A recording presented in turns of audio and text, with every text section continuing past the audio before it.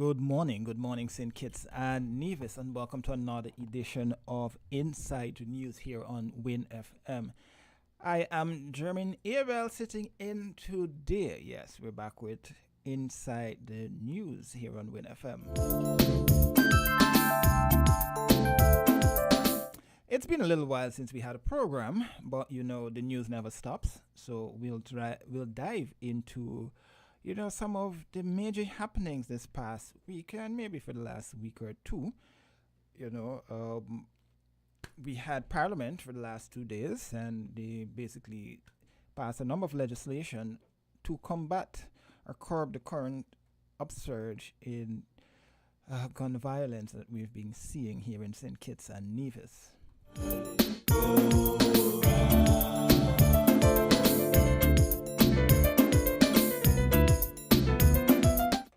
Yes, and we also saw yesterday they officially turned on the well yesterday in Keon. So there's now water, and based on the statement that I've seen from the St. Kitts Nevis Information Service, they're saying that it will be 24-hour water has returned 24 hours to certain areas of the island.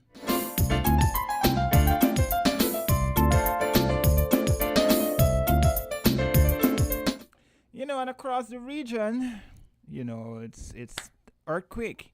We've been seeing a number of earthquakes occurring for this past week in the region, both in the Eastern Caribbean as well as down south.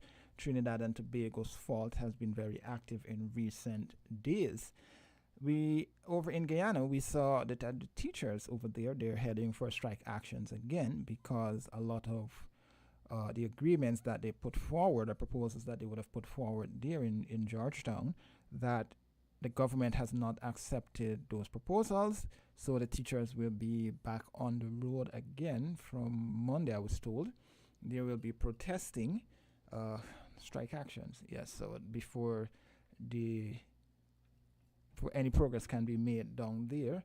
We know this is exam season as well. We saw CXC saying that they're investigating the leak of paper 2. They've not disclosed where that occurred, but apparently there was a leak of paper 2 for the principles of accounts. Internationally, the war continues in between Hamas and Israel, and the United States are saying, listen, you guys have to stop what you're doing. Do not do the ground invasion. So there's a lot of wrangling over there in the Middle East.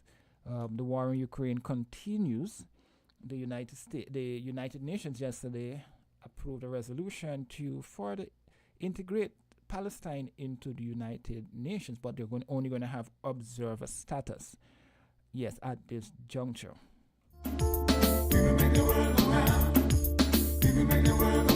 And the elections wrangling continues in the United States. But those were some of the latest headlines across St. Kitts and Nevis, the region, and internationally. I will take a quick break, acknowledge our partners, and we'll come right back.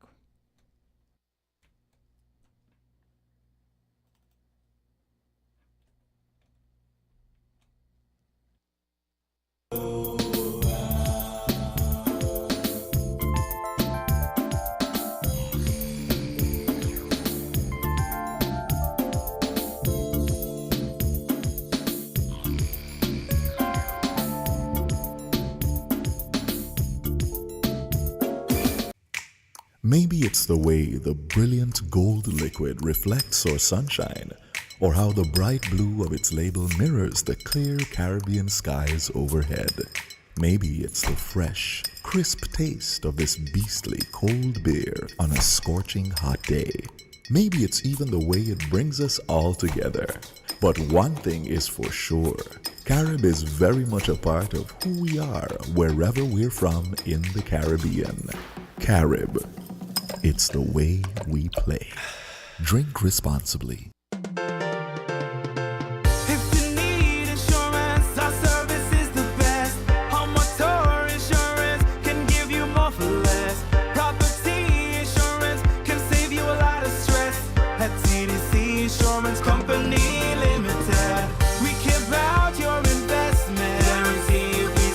The best team in the business.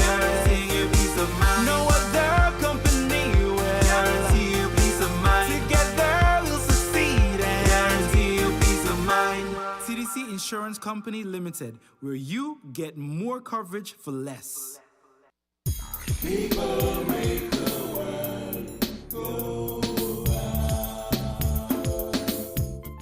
So yes, we're back here on Inside the News.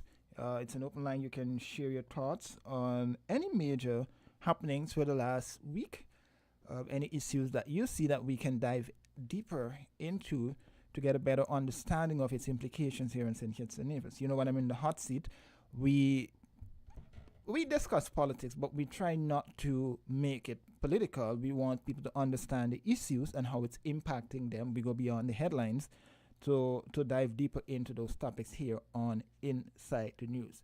As I started the program, I did say that there were a couple of firearm legislations that were passed in Parliament over the last two days or so, thereabout, and they're seeking to stiffen the penalties for criminal offenses, especially homicides, murders, and so forth, right? But last evening, just merely about 24 hours or thereabout since the penalties or the legislation was passed, we saw that there was another shooting incident. This time, it occurred in Prickly Pear Alley shortly after 8 p.m., where 3 young men were shot at. Yes, in Prickly Pear Alley, and they were rushed to the JNF hospital for treatment. Yes. So, merely hours after the piece of legislation was passed and the Prime Minister confirmed a gun amnesty would be in place for 15 days, we have seen that the shooting incidents in St. Kitts continue. So, what more can we do? I know I keep asking this question. Now that we have a gun amnesty, is it going further enough, or is it going far enough to have the young people to turn in their weapons, right? Is it that we need to have more measures because, as you saw in the legislation, the government has stiffened the penalties to, amongst that, I don't think any ordinary person holding an illegal firearm can actually, pay. But we'll take this call and then we'll hear from the Prime Minister. Caller, good morning. What's going on, morning, brother Abel? Morning. How are you morning, guys? Yeah, quiet. It's a little hot outside. I could barely hear you, but giving thanks still.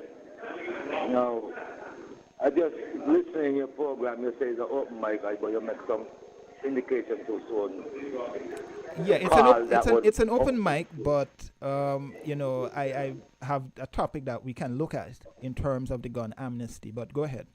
Well, I heard you make some reference and so things that outlining in the challenges of the news and what impact is that pursues the violent insurgents towards even in the Middle East and even in the continent of Africa. When we look at it here, we say, blessed morning to you, listeners by radio for Inside the News. I would just like to look at something, basically, especially the legislation that was researched within the Parliament for the 2 days ago. If you do these kind of format to bring change and evaluation to our people, you cannot do it by just your own comments because you name administration. And I'm not supporting a political party, I'm just talking from a general standpoint. Now, putting a format of a legislation like that in place, you didn't put a requirement to the public view on how we see things. Now, we now say these things that are occurring should not be the challenger and what is taking place within the youth them with violent assertion of gun shooting apart where you just outlined in Piccadilly Alley. And seriously, when we look at how all the administration them had outside themselves to say they're coming here to insert law and order, they are not really serious about making dramatical changes to the indication of what we're seeing and the violent surge when it comes to violent acts by gun or whatever other insurgents. Because Look at it. The mind is right now of our youth, and we're not trying to pardon now the youth, but we are looking at we have a stable mentality to deal with how we can say and these kind of approach towards easing the violent situation in our shores. And even in the Caribbean region, because basically we have no factory make these type of tools, but randomly we see these tools here coming in on our shores. So I would like to ask you generally as a journalist in the capacity as being in the media field, do you really think that any of these youth who we try to phrase as being delinquent and trouble youth, as we stated on the content, that they are the ones who really bringing in the guns them in the shores of St. Kitts and Nevis and the Caribbean region, when we know the capacity that we did be say, as we said, facing towards even making a money. How do they get that money? Even though what they said that they will have people and so. You know what a bullet cost? You know what a gun cost? They'll put the real factual label on the table and let it put our money together and ask yourself. Any of these youths have the capacity to bring any shipment of guns to a show like us and able to get them through without even assistance from the higher head. And when we talk about, we are not talking about just administration. We are aligning it from the private sector because these are the people who control the ship line and the airlines. We have to be factual, with doing things around here when it comes to the capacity of changing the methods of how you people are living in our shores and even the region. I find a lot of these leaders and even the whole state feel to it that when they go into these meetings, as they call bilateral meetings, they make all kind of assessments. And when you look, them are the ones who still creating what they just make out. So what I will really see is changes the mindset of our youth in the behavior that they are doing, or the way they are creating towards doing diversity and destructive methods towards one another. Okay. So up to now, we don't want to bring onto our youth the whole identity of knowing the issue. Okay, so Carlo, I want to ask you a question. Yeah. If I'm getting you correct, right? You're saying that the government did not consult with the public before amending the legislation. Am I correct? I like telling you straight on, and that's how you try to cover it. I'm saying if they were really serious about, because remember for the previous time of calling with it, some of these violent are just taken in a sprint of time just about 2 months ago. Remember they say every hand and then, where do we see any consultation are taken in of that statement? Where we see? Let me ask the general public that. Have you seen anyone come in that format? Yeah, police said they're going to community movements of going by reaching to other places in the community and talking with people. Okay. But general basis up there we feel from within these dialogue because okay. But just by the police alone. Yeah, but what I was going to ask, right, Carla, is what do you think more? What more do you think outside of this legislation that we need to do as a country, as a government, as institutions, as the business community, we need to do to get to the young people for them to understand? I know, for example, the piece of legislation is basically saying, listen, and this is just me, this is just my layman term explaining it. The legislation is saying, listen, we see the guns are coming in, but the people who are bringing them in, we're going to put such a penalty in place that it's going to deter others from doing it. Right. What more do you believe that we should be doing as a society? And what I mean as a society, every facet of society should be doing to get not the administration alone, but everyone to understand the importance of what we need to do to tackle the problem that we've been seeing in the last couple of weeks. The first thing we have to look at is what measure do we use really and pursuing yourself as a human being?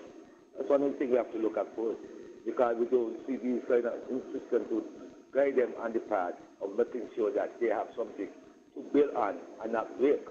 Build. I want to break, you destroy it. But when you build, you're making room for another generation to create better avenues than what they receive from this one in particular. I could look at my example as a young youth when I was in high school. There was our peers who had influence within certain things. But we let make ourselves be a prayer of the people who really see that we don't go along them kind of destructive path. We have to show respect and love to one another. And if we don't get that kind of insistence to drive, how could we really below you from the fear that they're living in? And the kind of way that they try to approach things from just saying that they don't care or they don't like how things look. We have to guide them by giving them some ways and means to build them more properly in thinking and showing more love when they express the words, whether he or she. Because it ain't just the male factor are in violent action. Even the female factors we have seen right now on a general stage, especially when you have these action parties applying within certain places around St. Kitts and Nevis. And not even just in, as I said, not just St. Kitts and Nevis, but the region of the Caribbean shores that we see enough of these young youth are playing within these kind of structures. So how can we be able to develop in making sure that when they go, they know how to party but not behave and how rudely with and create problems for one another. So we should. So I'm sorry to interject. So you believe that we should begin the discussion surrounding dealing with the crime problem, dealing with the ills in society by doing the groundwork and getting into the community to do, well, one of a better phrase, more conflict resolution sort of discussions within the community. We are not get everything one time work or we like to attain at this point. Or all we could say, make sure that when we reach into these communities, we're going to make sure we're developing respect in these communities so they don't have no fear tactics around them. And we can make it look like, oh, whether you is not Christian or Rasta, you can't have a dialogue to one another. Let us face the development to all approach and not just starting it out by a political approach or a private sector approach. Because I remember he have now under that same farm administration with him before even that dirty pandemic where they took the New World Order beginning in 2019. We got to really be serious because even under Denzel Douglas, as he was the Prime Minister, he said in 1995, he first ordered businesses law and order. Just for his statement, a couple months after, we see blood run like water in a Okay.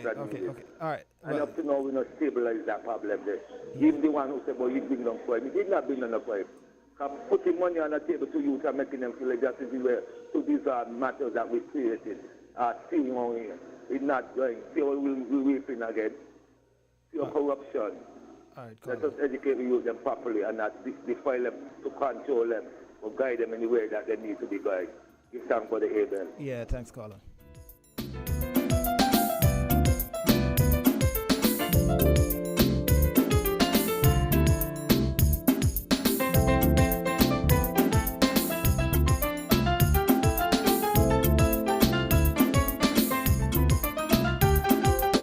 So yes, there you had it. That was our first caller for the morning. So we're looking at solutions to problems here. We try to go beyond the headlines here when I'm in the hot seat. We're talking about the gun amnesty, which is one part of the government's approach to dealing with the recent upsurge in gun violence that we've been seeing across St. Kitts and Nevis. Right, and last evening again, at least the media got reports that at least there were 3 young men were shot at, and a few of them were, 1 or 2 of them were rushed to the hospital for treatment. So yes, and the police will shortly issue a media statement on that shooting incident. Yes, so we'll take a listen now a bit. Prime Minister Dr. Terence Drew speaking about the gun amnesty that the government has put in place for the first 15 days, for 15 days in the first instance, and then urging all the young people in St. Kitts and Nevis to be able to turn in all the illegal weapons that they have. It's not necessarily assisting anyone with the continued violence that we see. If you have any issues with anyone, just find ways and means of dealing with the problem. This morning we were supposed to be discussing a little bit of financial news coming out of St. Kitts, but we're going to take a look at what the Prime Minister had to say, because this is an issue that continues despite our best efforts to tackle the problem that we've been seeing here in St. Kitts and Nevis. Okay, before we do that, we'll go to this caller. Caller, good morning. Greetings, my brother. Greetings. You hearing us well? Loud and clear. Good. How are you? I'm good. A little bit hot outside, but you know. Give thanks. Okay, you see, we have a generation in front of us. Them have a generation. Sorry, we have a generation behind us. Them have a generation behind them. And it goes on, unborn generation. No. We the generation ahead of the generation that I get bloody in them actions. Because we just said the other day, we go to Jamaica in the 80s, and anytime a question come up about the murder rate, we tell them, well, I think it's news once every 5 years, 10 years, somebody kills somebody, but you see what going on now. Where the number reach now? We just say going to double the same, where you reach now? I hope it does not double, but from the last. Well, we say it. We don't say it gladly, we say it sadly. Yeah, no, that's what I'm saying. I'm saying I hope it does not double this year. Let me hear you. Hear you. Well, me just express my thing too. It's not that, more happily saying that. But it's the trend. from the last information that I saw. We normalizing Bedford. I was saying from the last information that I saw, I think it was 12 homicides we had for the year. Okay. We are normalizing things. And as I was talking about the generation, the example is void around here. Because we are still seeing the polite violence flexing out here and there. There is not even though, as the caller before me indicated, even though there's a call for all hands on deck, there's no inclusivity. It is not here as it ought to be. And that is an example to the ones them who we are say are murderers. Look now, we can pussyfoot with this thing, sweep things under the carpet, You see me? And you see, we say it, we share it with our brethren, whether do I and we want to share it publicly. You see the upping up of the laws and whatever, this penalty and that penalty, it's going to send those people who are part of us, it's going to send them more on the ground. That's all it's going to do. Send them more on the ground. Hold on. Let me interject there. Why do you say that? I say that because that's the way it is. I want you to look at the time set for this handing in of guns and see how much guns you see going there. And no murder weapons is going to be in there. And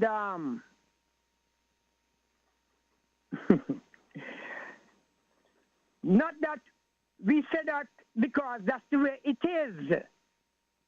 That's the way it is. In terms of the term.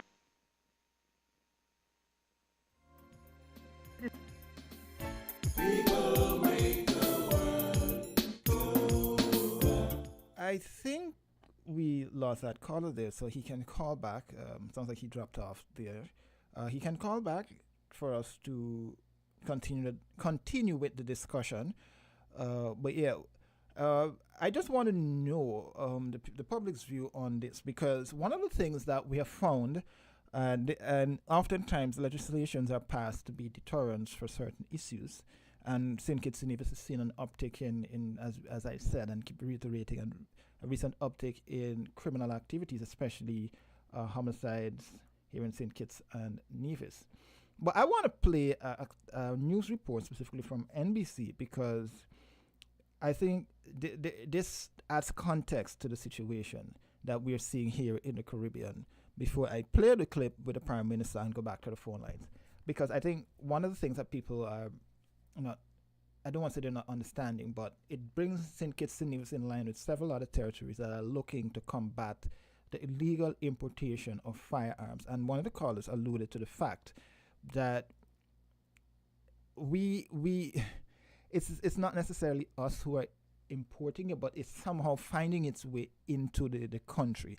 So I just want to play this report from NBC because it's sad, but this is what we are dealing with in the Caribbean right now. This particular report is a bit alarming, but it has to be said that, you know, islands in the region are taking steps to combat the rising violence that we're seeing. Tonight, a third American tourist arrested in Turks and Caicos, facing the possibility of 12 years in prison for allegedly bringing ammunition onto the islands. And it ruins our lives. It ruins my son's life.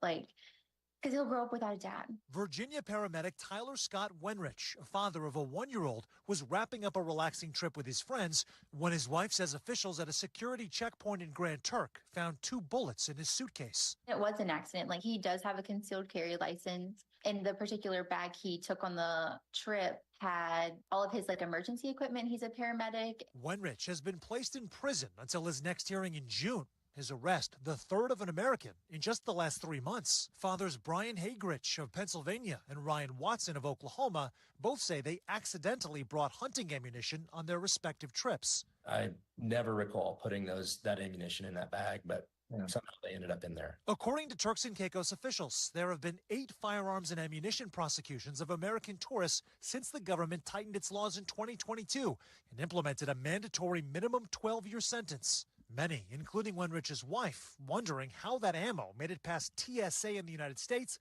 in the first place. It's just so frustrating because none of this would have happened if our TSA essentially had done everything possible and scanned all of the bags appropriately. In Ryan Watson's case, who was arrested just over 2 weeks ago, TSA confirming its agents in Oklahoma City did not detect the bullets and, quote, an oversight occurred, which they're addressing internally. Still, there's a sliver of hope for the men currently staring down more than a decade behind bars. It's very heartbreaking because I know the pain that they're going through. Teresa Pafao's son, Michael Grimm, was also arrested in Turks and Caicos last year, but served just 8 months in prison due to exceptional circumstances. We both have sought professional services to help us deal with this trauma and this PTSD.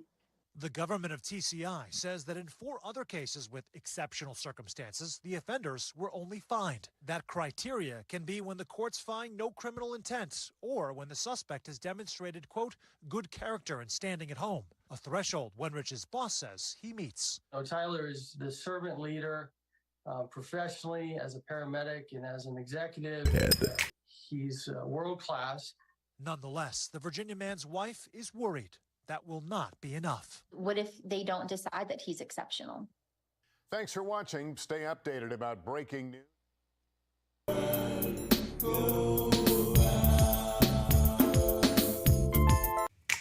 Maybe it's the way the brilliant gold liquid reflects our sunshine, or how the bright blue of its label mirrors the clear Caribbean skies overhead.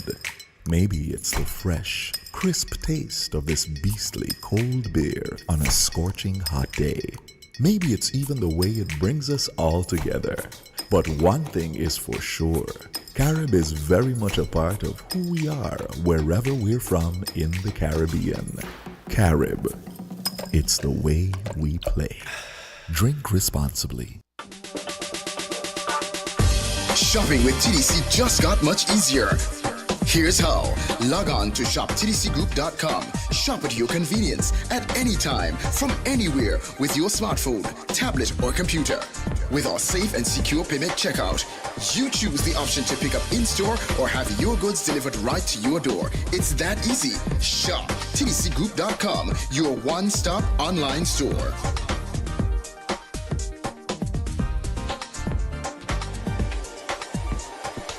Shop anywhere, shop anytime, same quality you love. Now online.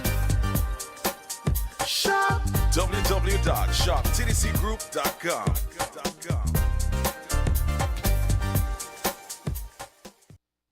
People make the world go round. And And we are back here on Inside the News. As you heard there in the piece before we took the break from NBC, the Turks and Caicos has also increased its laws to penalize the importation of or illegal possession of weapons and bullets. The American tourists so happened to fall into, so happened that they were, quote unquote, accidentally found with weapons, bullets that, so now they're facing charges, and they're also facing the possibility of a minimum of 12 years in prison. Right? So it's nothing new that we're doing here in St. Kitts and Nevis. It's just that we want this to be a deterrent, or the government rather wants this to be a deterrent in terms of tackling the issue that we're facing here in St. Kitts and Nevis. We go back to the phone lines and hear from this. Okay. Caller, good morning. Yeah, good morning, man. How you doing, man? I am well. And you? Yeah, pretty good, man. Great discussion this morning, man. The clip that you just played, I observed that, the ladies saying that they got post-stress dealing with this issue. They said that they accidentally brought weapons with them on their trip. How could somebody bullets, not weapons. How could you do something like that accidentally? Bullets, right? Yes. And thirdly, there was a mention of, was that somebody in the family went through the same thing before last year? No, it's different. Based on the reports that we've been seeing, there are four different incidents dating back to last year. Okay, all right. So then, therefore, going forward, we have to. But we have to learn from. Yes. So for me, right, Carla, what do you think the pieces of legislation that were passed recently? Do you think they're fair? Do you think they go far enough to tackle the problem that we've been seeing here in St. Kitts and Nevis? Or do you believe that the government should come again to the people to ask for further consideration of what should be included in something like this? Well, firstly, there's a guy named Carl Brown that he's been pushing to increase the years up to a minimum or maximum 40 years. And he came on and he said that he interpreted that they did exactly that. And he didn't get any credit for putting out his ideas. And I want to acknowledge him on that, really. And me, even though I want to see, yes, I mean, I'm happy that they really came and bring these bills forward and pass these laws. Yeah, I'm agreeing with that. I wanted to see some stiffer penalties as well. But the part of these legislations that I maybe might want you to read again for the general public is not just the part that's focusing on the criminals in the street, but the part that's concentrating on who's letting these guns in through the customs. You know what I mean? Who's peddling these guns in the Federation? You know what I mean? We just can't be focusing on holding people who's committing crimes on the street accountable. You know, other persons as well has to be held accountable as well. What I see with the politicians now, yeah, but they went into the parliament and bring forth these bills and pass these laws, right? But they haven't gone to the public, like you just asked that question. They haven't gone to the public or to the communities and put in that work. And that's the part what's scaring me. You know what I mean? This is kind of like an easy cop-out for them. Let's go in parliament and pass some laws and some rules and regulations, and we don't have to go in the communities and talk to the youths. And I don't like to see that at all. They too got to put that work in. That's what they're elected for. You know what I mean?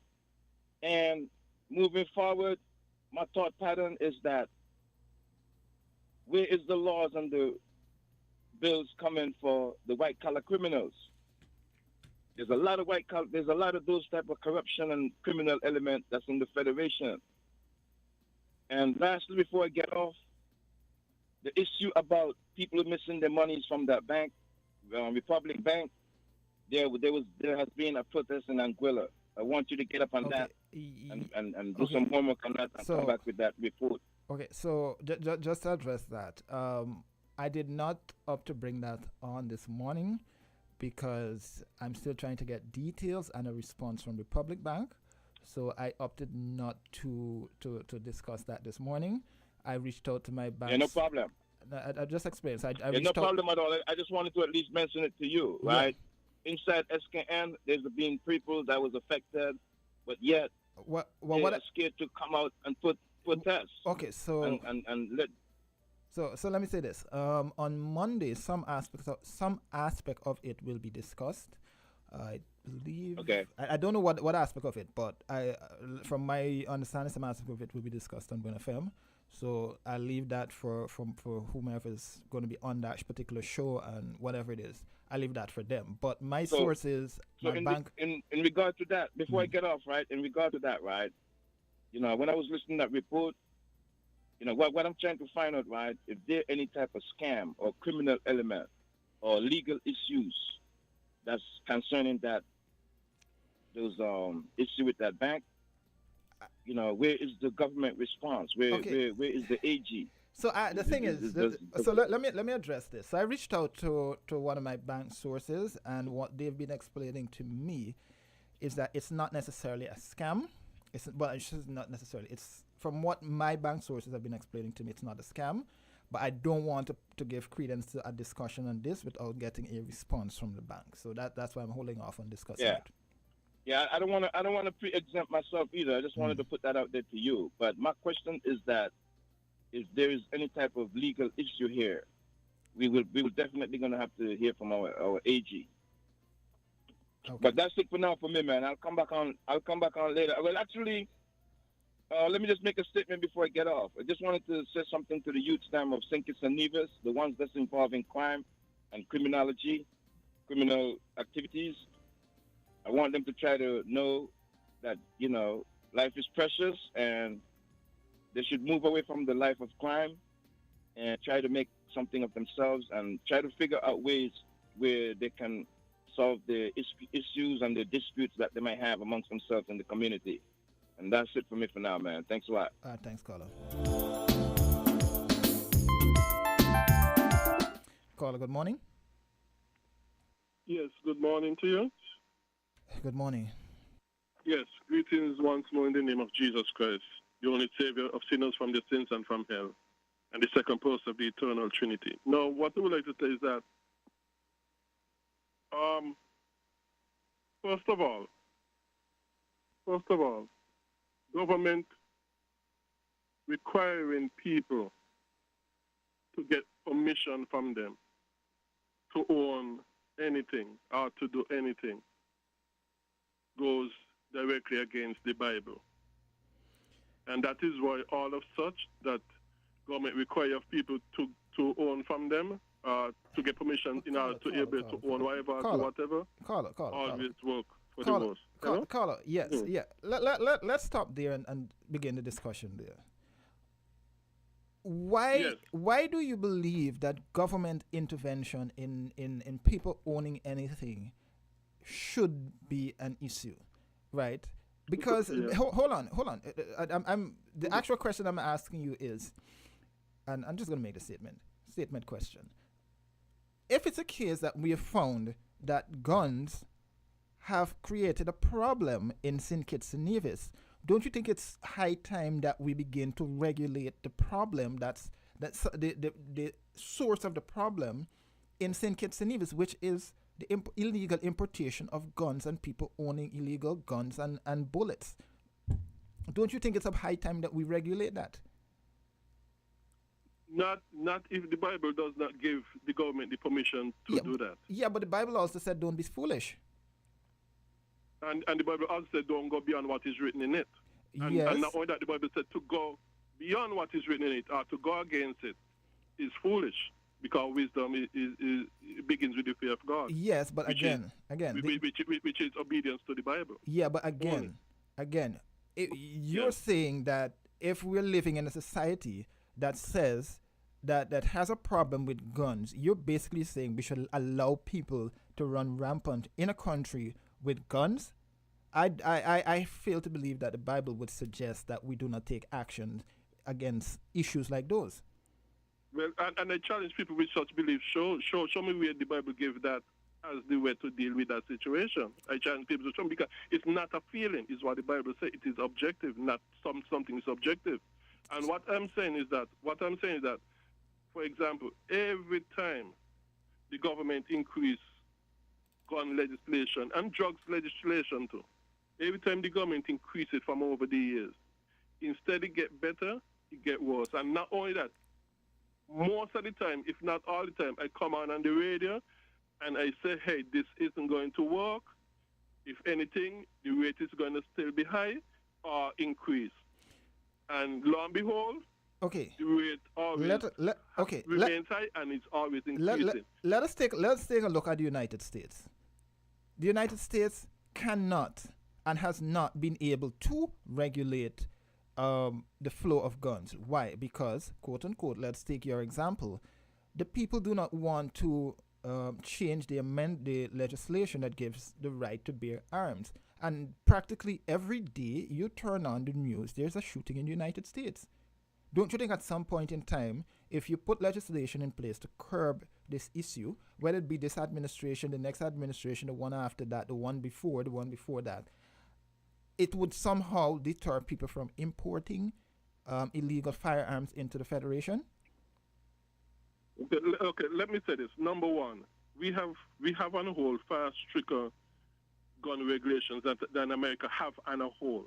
And we have a higher crime rate where guns are concerned than America. Okay. In America. Okay, hold on. Let's take a step back. What were the previous legislations that were so strict that we have? Well, the last time we made gun legislation, the penalties increased. Yeah, the years in prison. Now the penalty increased.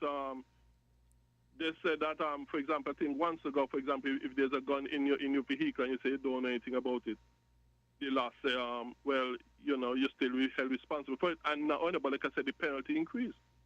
And the penalty has increased over and over again throughout the years.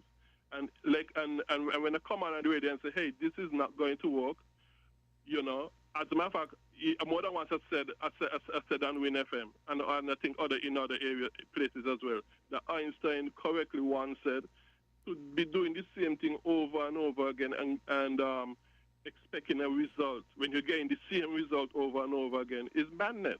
Yeah, but hold on. Einstein even said that, and that is what we've been doing with these gun legislation, drugs legislation, that sort of stuff. We're doing the same thing over and over again, increasing the penalties, increasing this, increasing that, and the results, the different results we are expecting, we are not getting it. We're getting the same results all the time, worse and worse and worse and worse. Yes, fine. And that because it's against the Bible. I acknowledge your point, right? But I want to ask this, though. If we don't do anything to curb the situation, as you're suggesting, right? What do you think the implications for that would be? Okay. First of all, if you read, for example, John Lott Jr. book, More Guns, Less Crime, and he has other books as well. He shows empirically from the data that the more a government allows the people to arm themselves for their defense, for the defense of others and the sort of crime goes down. Not the other way around. That we are doing. And what John Lott pointed out in his book, More Guns, Less Crime, is a biblical principle concerning guns. Because God did not give government the authority to tell people, hey, you got to get my permission to own this or do this. One of the things you keep missing here, caller, and I'll give you 30 seconds to respond because I have to take a break before I begin to wind down the hour, is that we're living in a different culture compared to some of what the statisticians and the people who write books and would have done studies would have undertaken. That's one. Two, I really don't engage much in religious discussions, but I'll just say this. We are not putting a lot of the quote unquote biblical principles into context in a cultural environment. That's 2. 3, we have to accept the reality that if we don't put, there's no perfect solution to any problem. You, as Trevor Noah once said, you find a problem, you find a solution to the problem.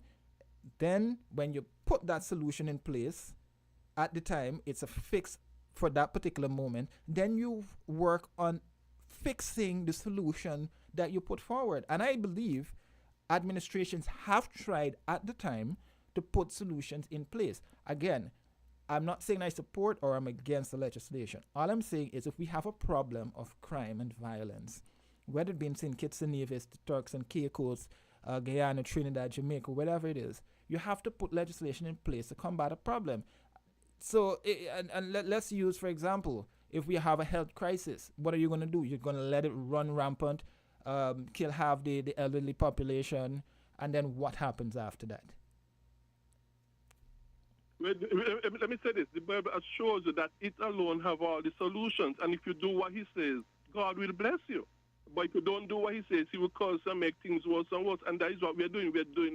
We are doing things contrary to the Bible in the name of finding a solution. And also this, guns ain't the problem. Guns doesn't make things worse. It's the heart of man that is evil and wicked. And I'm going to tell you what the Bible said we should do. We ain't doing it, which is, for example, if a person is found guilty and 2 or 3 witnesses minimum, you execute them. But we ain't doing that. As a matter of fact, the solutions that the Bible tells us to do, we ain't doing it. And if we used to do what the Bible said to do in execution and that sort of stuff, the way the Bible says it's supposed to be done, gun would be lying up and down the path, and you wouldn't have these gun crimes. You see, but these legislation of blaming the gun when the Bible does not. Blaming the gun is just a way of trying to get around in doing what the Bible said the government should be really doing to solve the issue, which is the only solution as found in the Bible. Okay. Not these contrived non-solutions parading in the name of solution that come from worldly experts and that sort of stuff. Right. The Bible tells you all the solution is in it. Just do what the Bible says. All right. Caller? Justice should be quick. Justice should be swift. Instead, justice taking years and so on to be done. And even then, it's not even being done because people are not being excluded. You go to jail. Okay, so I was just simply trying to explain to the caller here that we need to take a break now, but he's still going on. What should be done according to the Bible? Because these... Okay, I don't like to have to cut calls, but I really need to take a break now.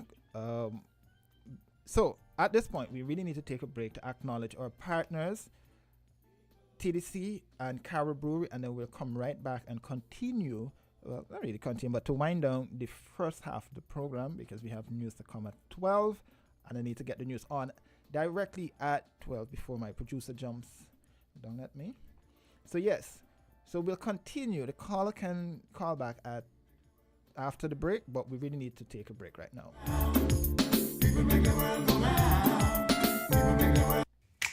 Maybe it's the way the brilliant gold liquid reflects our sunshine, or how the bright blue of its label mirrors the clear Caribbean skies overhead.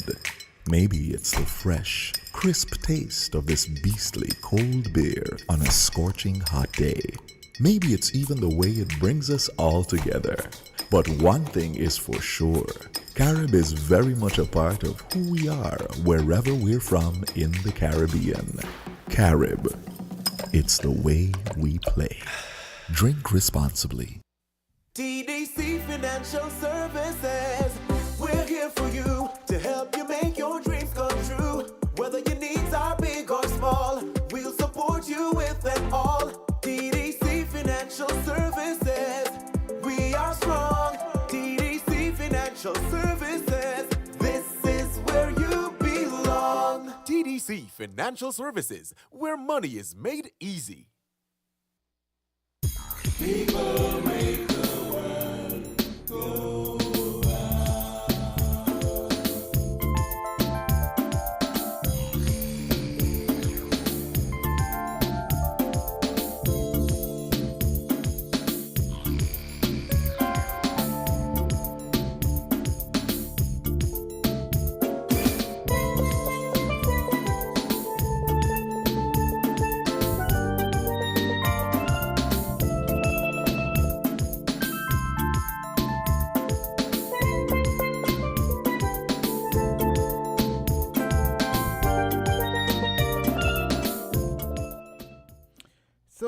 Yes, we are back here on Inside the News. I'm German Abel sitting in again today.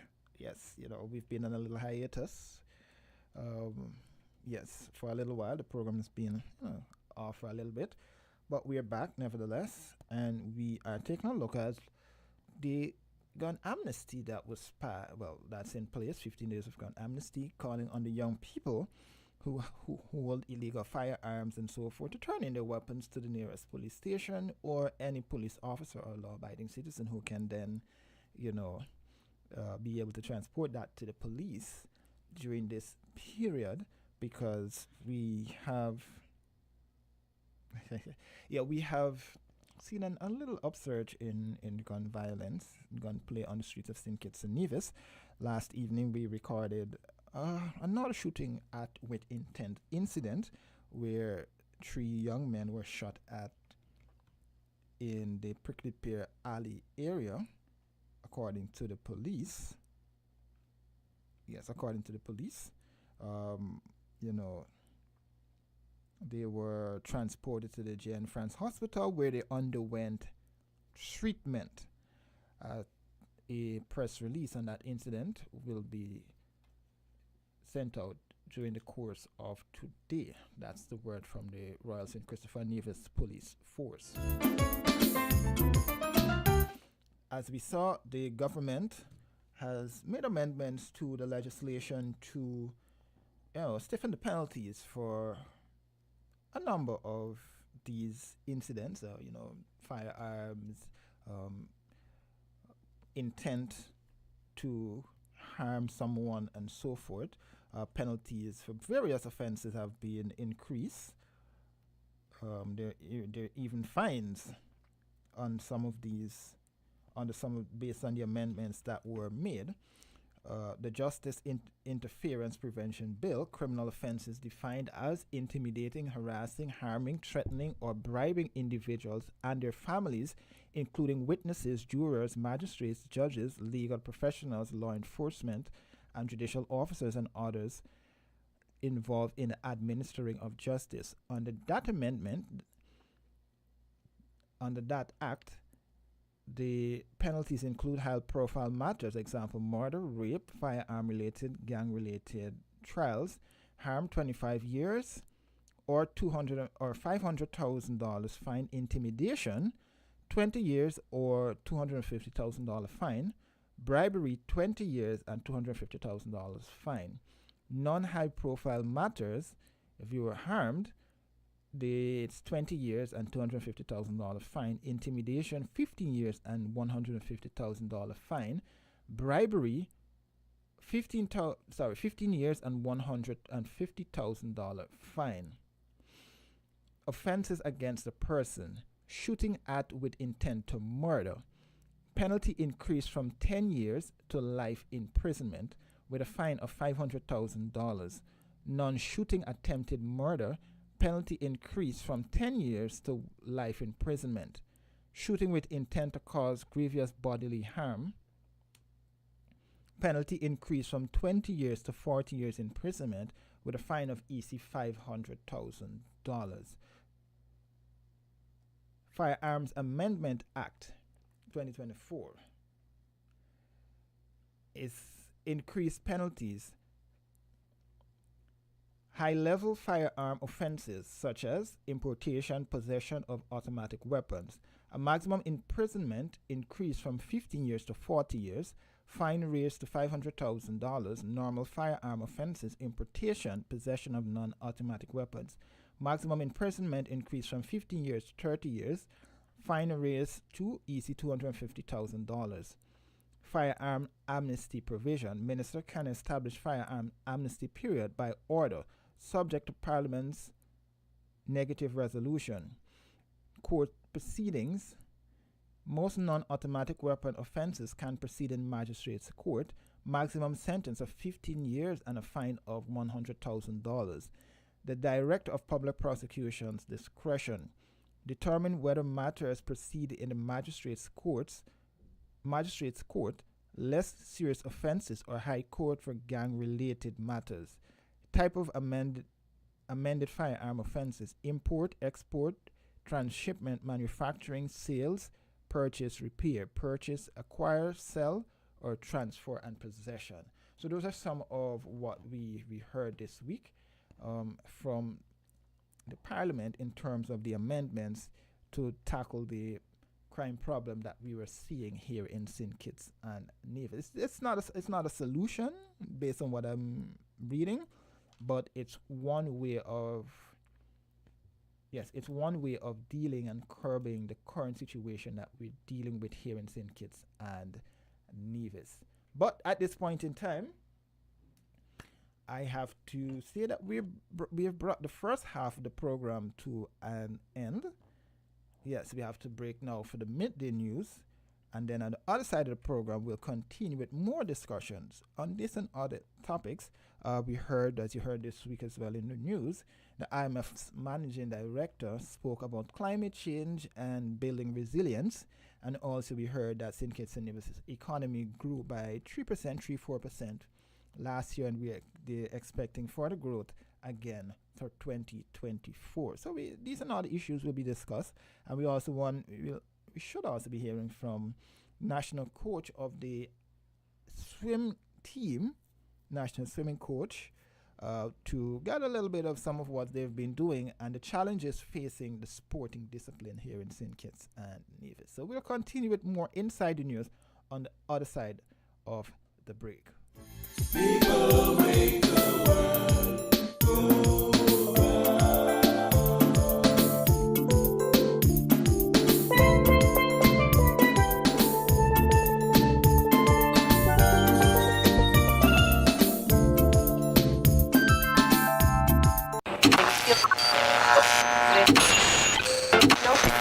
You found the sound. 98.9 Win FM. We now bring you the headline news. The headline news is brought to you by Caribbean Alliance, The Grange, and Caribbean.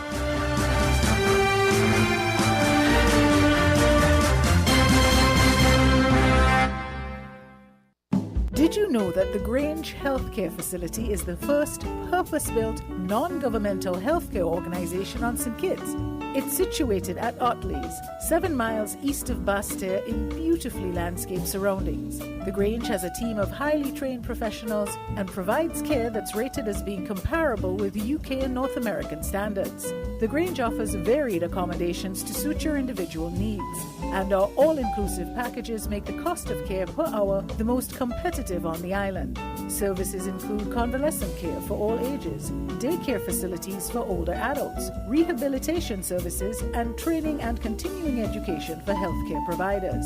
For more information, call 466-5525 or 465-8020. Fax 466-8221 or email thegrangehealth@gmail.com or visit our website at www.grangehealthcarefacility.com.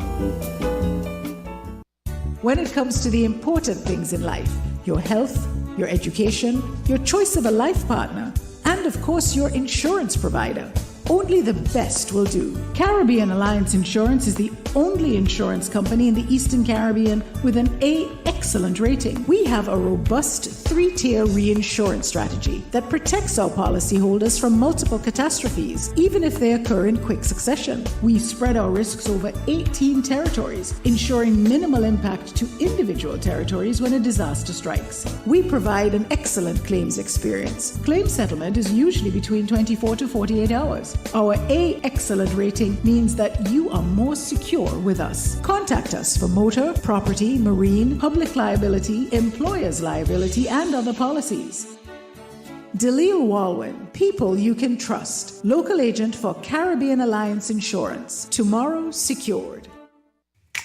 Maybe it's the way the brilliant gold liquid reflects our sunshine, or how the bright blue of its label mirrors the clear Caribbean skies overhead.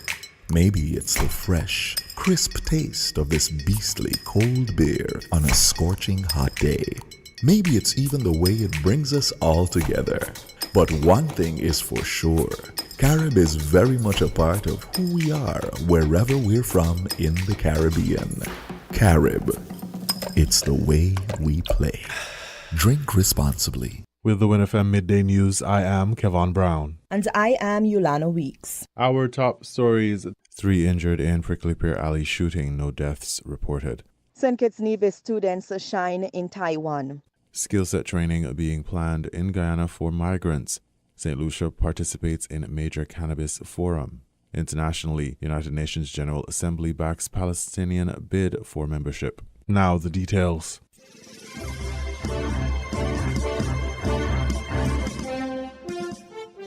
The police confirmed that 3 persons were shot at Lower Prickly Pear Alley, St. Kitts, between 8:30 p.m. and 9 p.m. on May 10, 2024. Avian Huggins of Lower Thibault Avenue, Xavier Dorr of Upper Market Street, and Davin Phipps of Lower Westbourne Gut were wounded during the shooting. Authorities were seen transporting the 3 men to the Josephine France General Hospital, where they underwent emergency treatment. According to the police, the 3 men were approached by a motor scooter carrying 2 armed and masked assailants. One of the assailants opened fire in the direction of the victims, who then escaped the attack and were then transported to the Josephine France General Hospital in a police vehicle. Huggins sustained a wound to his right foot, Dorr was wounded about the right side of his chest, and Phipps was injured in his right side and underwent emergency surgery. All are warded and listed in stable condition. More on this as information becomes available.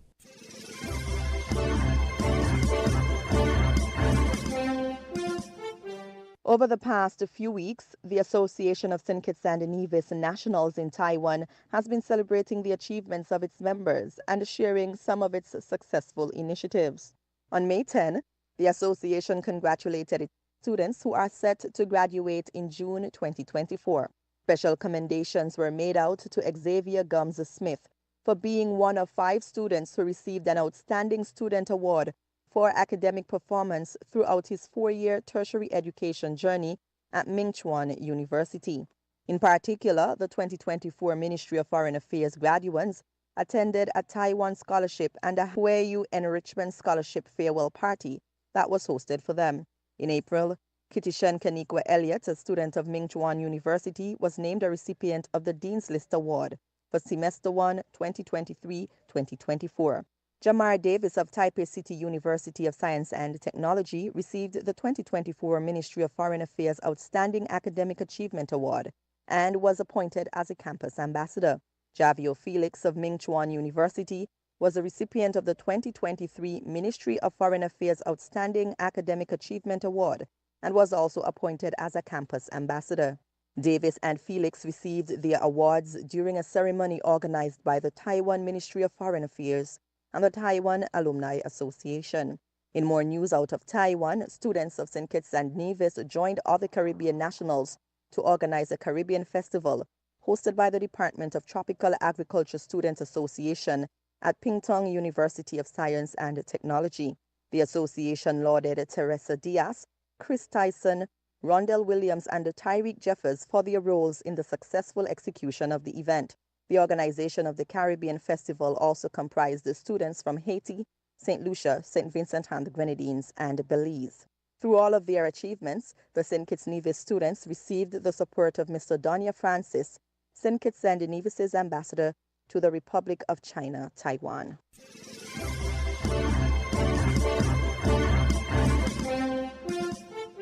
In regional news, skill set training being planned in Guyana for migrants. Guyana News Source reports. The Ministry of Labor is in talks with the United Nations High Commissioner for Refugees about a possible training program that would see Venezuelan migrants here undergoing skills training and certification. Minister of Labor Joe Hamilton made the disclosure in the National Assembly on Thursday as he responded to a series of questions posed by opposition Member of Parliament Tabitha Sarbo Halley about the conduct of a skills audit of Venezuelan migrants in Guyana. We are having conversation with the UNHCR for an intervention by the Board of Industrial Training paid for by the UNHCR to train Venezuelan migrants, and for those who might have a skill, to work with them to ensure that they can be accredited and certified. Minister Hamilton said since taking office in August of 2020, the government has engaged a number of regional and international partners, including the UNHCR, the International Organization for Migration, and the International Labour Organization, on the presence of migrants here, with the aim of acquiring the requisite data and support.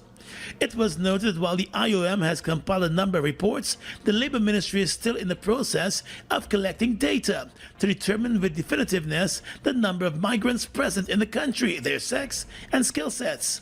Minister Hamilton said by the third quarter of this year, the Labour Ministry should have a preliminary report in its possession that will address the skill sets of migrants.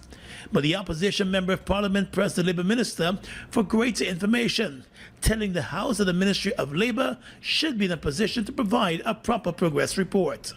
So at what particular stage is this process at this particular point? Because as far as I'm aware, and based on questions I've asked before, we have a sense, based on the numbers given, of how many migrants are in Guyana. So that should be dealt with. The IOM reports have been done, and I have read them, and they don't really speak to the skills of the migrants, Venezuelan migrants in Guyana, those that I have read. However, Minister Hamilton maintained that while the International Office of Migration and other global partners have provided reports on Venezuelan migrants here, the skills audit report sought by the opposition is still a work in progress.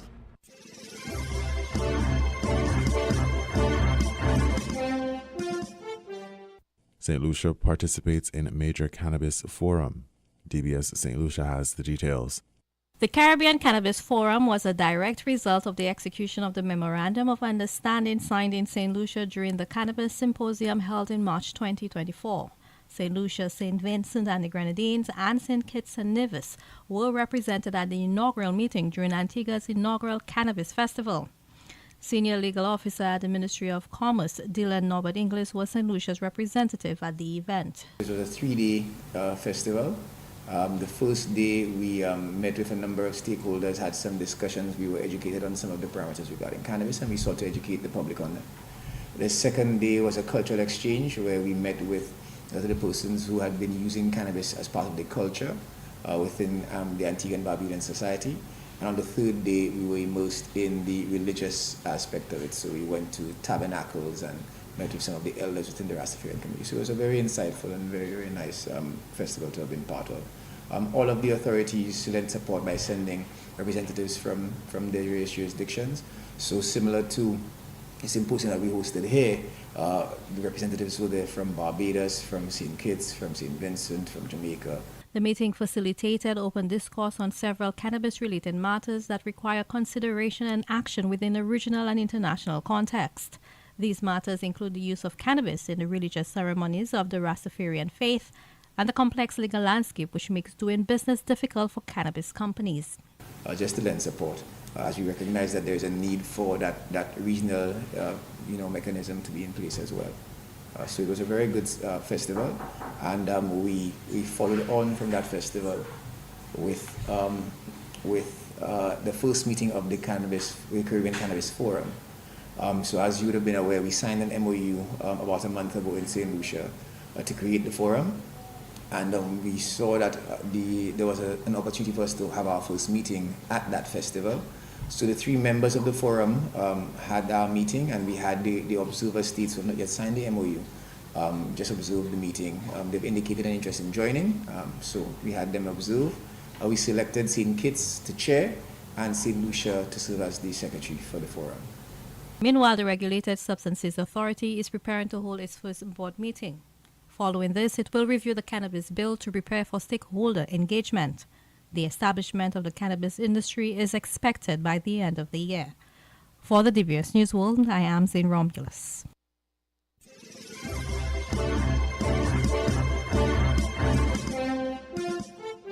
We now bring you these international reports. In favor, 143. Against, 9. Abstentions, 25. The United Nations General Assembly overwhelmingly backed a Palestinian bid to become a full UN member Friday, recommending the UN Security Council reconsider the matter favorably. The vote serves as a global survey of support, after the United States vetoed the idea in the UN Security Council a month prior. The Palestinian push for full UN membership comes 7 months into a war between Israel and Palestinian militants Hamas in the Gaza Strip, and as Israel is expanding settlements in the occupied West Bank, which the UN considers to be illegal. We want peace. We want freedom. Palestinian UN Ambassador Riyad Mansour spoke to the assembly before the vote. A yes vote is a vote for Palestinian existence. It is not against any state. It is an investment in peace and thus empowers the forces of peace. Meanwhile, Israel's ambassador to the United Nations, Gilad Erdan, who spoke after Mansour, accused the assembly of shredding the UN Charter. You are shredding the UN Charter with your own hands. Yes, that's what you're doing, shredding the UN Charter. Shame on you. The vote by the General Assembly Friday does not give the Palestinians full UN membership, but simply recognizes them as qualified to join.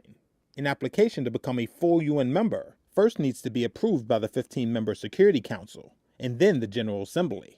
If the measure is again voted on by the Council, it is likely to face the same fate, a U.S. veto.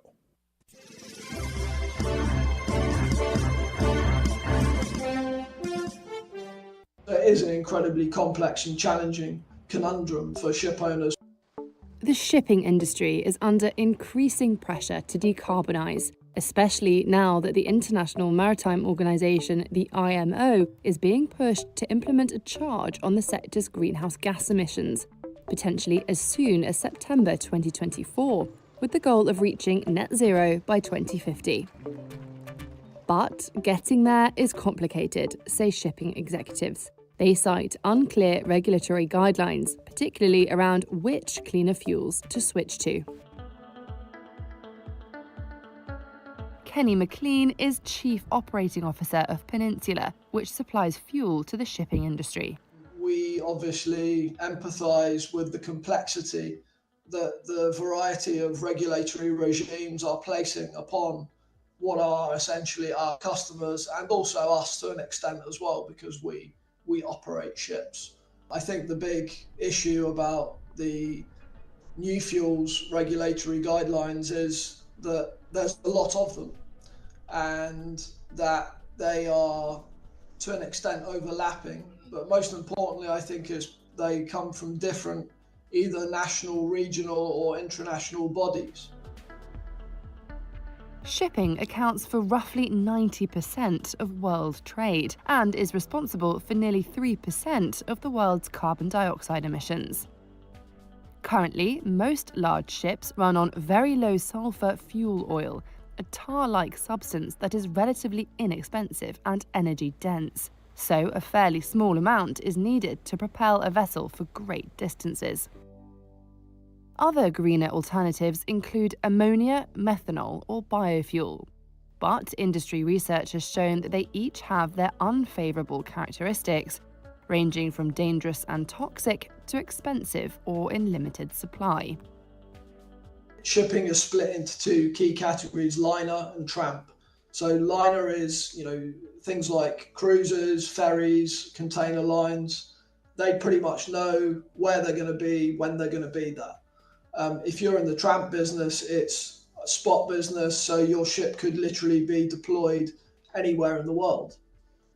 So if you have more certainty over where your ship's going to be deployed, you equally have more certainty over the fuel propulsion system that you can choose, because you know what is available today or what is likely to be available in the future in a given port.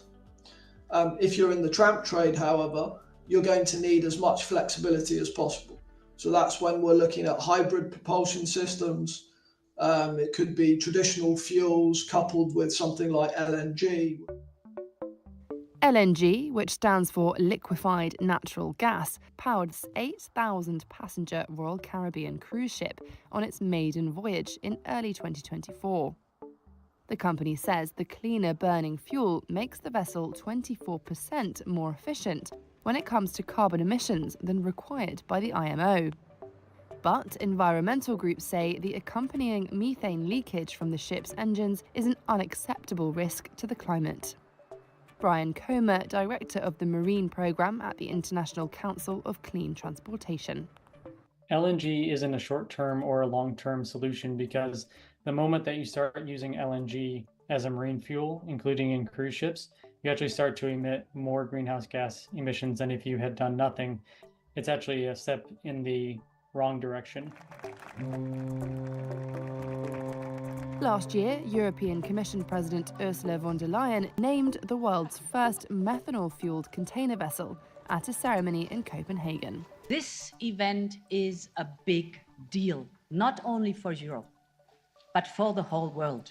By successfully decarbonizing shipping, we're not only promoting our fight against climate change, we're also creating new supply chains, new industries, and thousands of new good jobs.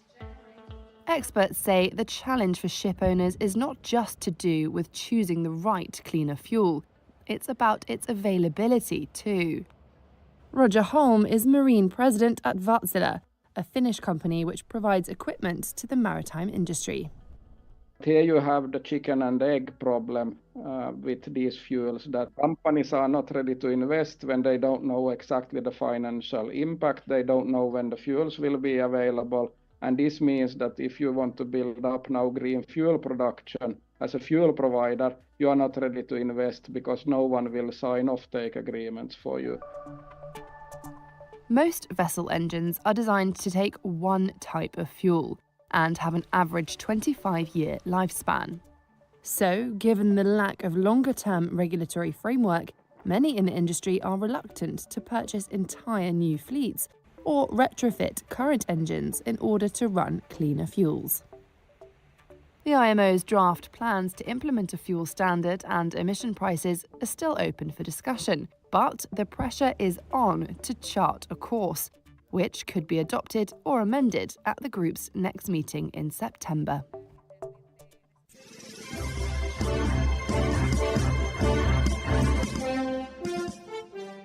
When Vladimir Putin first became president 24 years ago, in his inauguration speech, he promised to preserve and develop democracy and take care of Russia.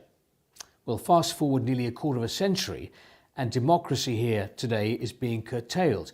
President Putin's rivals are either in exile or they're in jail, or in the case of Alexei Navalny, dead. And Russia's war in Ukraine is now into its third year.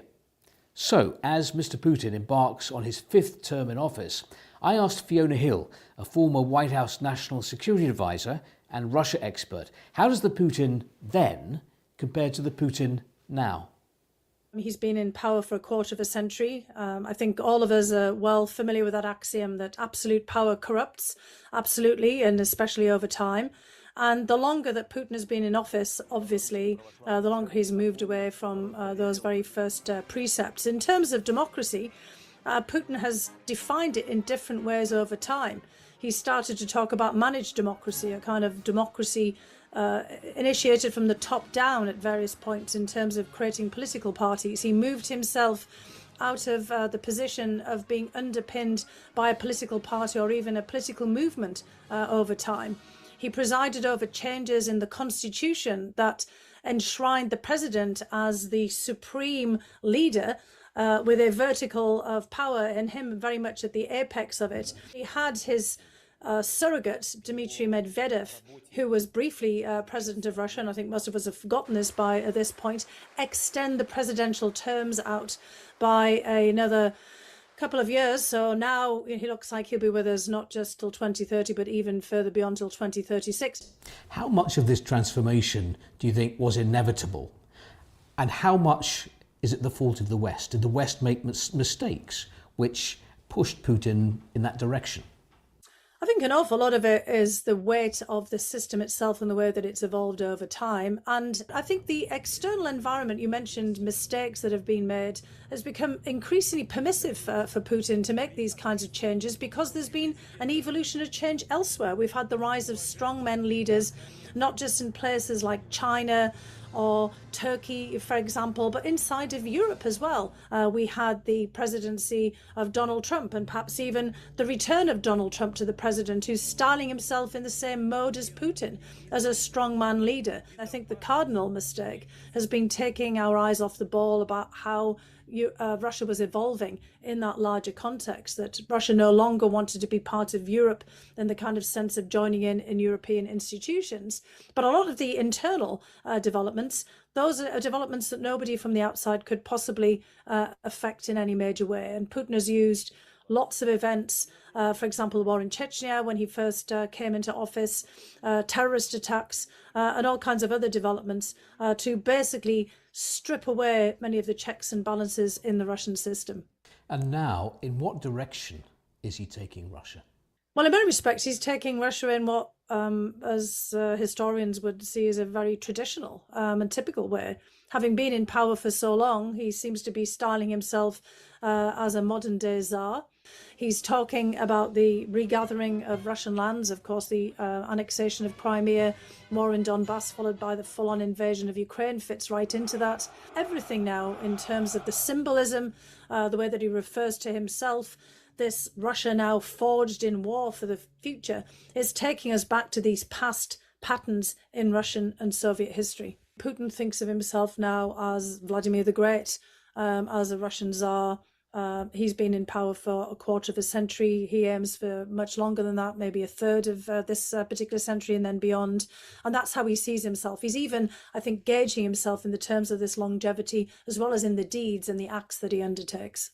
To what extent do you think Vladimir Putin is going to be defined, though, by the war in Ukraine and how that ends? I think this is now going to be the definitional issue. I mean, again, if we took ourselves back to a different period, the first two presidential terms of Putin, for example, that took us up to the financial crisis, back in 2008, 2009, before he stepped away to be prime minister, I think we'd have had a fairly favourable assessment of Putin, because he really did many of the things that he set out to do, which was stabilise the country politically. He made the country solvent again. And now the war in Ukraine, I would say going back to the annexation of Crimea back 10 years ago, has really dramatically changed that trajectory. And is the Putin we see now the Putin that, we're going to get until the end? Is there any way back for him? It very much seems like he has crossed the Rubicon. I mean, I wouldn't rule out completely the opportunities for change. It would have to come in a very special set of circumstances in which I think he would be able to claim some kind of victory and then try to retrench. Putin himself knows that loosening up, as of course Gorbachev did and Yeltsin did, could be very dangerous and is likely to be very dangerous for his own position. We have the Prigozhin insurgency, back a year or so ago as well, which for him is most likely a signal of what can go wrong when you're too permissive in your environment. We need to be prepared, for dealing with more of the same and trying to shift those calculations over time by showing our own resilience and resolve to push back. We never talked about Brezhnevism. We never spoke about Gorbachevism or Yeltsinism, but people talk about Putinism. If you have an ism after your name, that kind of makes you special, doesn't it? Does that mean that Vladimir Putin has made a particular impression on his country and the world? Yeltsin himself spent a lot of time trying to come up with a new ism. He even had task forces that you, Steve, probably remember, given your own longevity in Russia. I certainly do, from the 1990s. There was a search for a new Russian idea. And Putin has actually presented himself as the result of that search for a new Russian idea, saying, I'm it. Which is a very personalized, charismatic presidency, and the president being the pinnacle of the Russian power system. Now the question becomes, if we have Putin styling himself as a Vladimir the Great, as the new embodiment of Russian Tsars, or Joseph Stalin, because we had Stalinism, of course, and Leninism before that, but Putin doesn't like Vladimir Lenin at all. He doesn't like that kind of revolutionary bringing down the state approach. But the question becomes, just like after the death of Stalin, whether the system can be maintained and will be sustained without Putin at the center of that. And I think that is actually a genuine question, because there is nobody else with any kind of traction within the system, let alone name recognition internally and externally. Putin has become it. And, as they say, there can be no other at this particular point.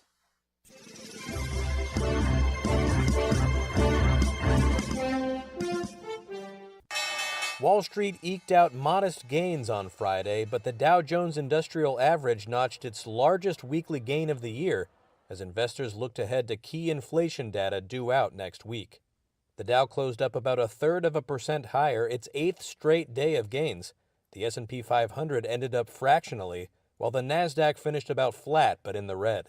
All three indexes recorded another weekly gain, but the muted end to the week suggested investors might be holding steady before next week's highly anticipated Consumer Price Index, or CPI, report for April. The U.S. Labor Department is set to release the report on Wednesday, and it will be one of the last the Federal Reserve will have to digest before it decides whether to cut interest rates or not. That makes it an important one, says Glenn Smith, Chief Investment Officer at GDS Wealth Management. We're expecting CPI numbers to continue to trend down to the 2%, which is the Fed target rate. We think it's going to be very important in helping the Fed to decide, are they going to cut rates or keep them elevated? If CPI numbers are trending down to the 2%, we think it's very likely we could get a rate cut in July, not in June, but in July. And if we're really surprised and inflation is dropping dramatically, perhaps we could have 2 cuts this year. Stocks on the move included NVIDIA, which gained roughly 1.3% after Taiwan Semiconductor Manufacturing, the world's largest chip maker and a major supplier to NVIDIA, reported a near 60% jump in April sales. Shares of SoundHound jumped more than 7% after the company beat first quarter revenue estimates, and shares of Novavax nearly doubled in value on Friday after the vaccine maker said it scored a licensing deal worth up to $1.2 billion with Sanofi.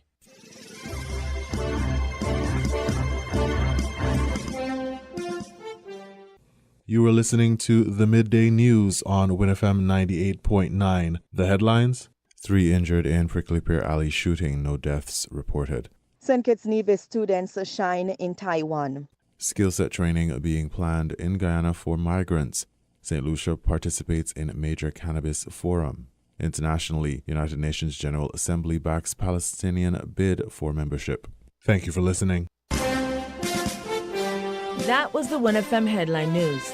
The Headline News was brought to you by Caribbean Alliance, The Grange, and Carib Brewery.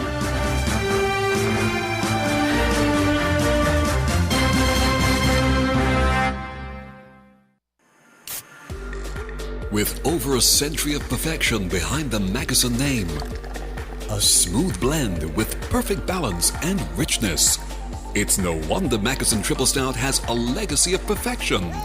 Enjoyed the world over. Introducing our new look with the same great taste.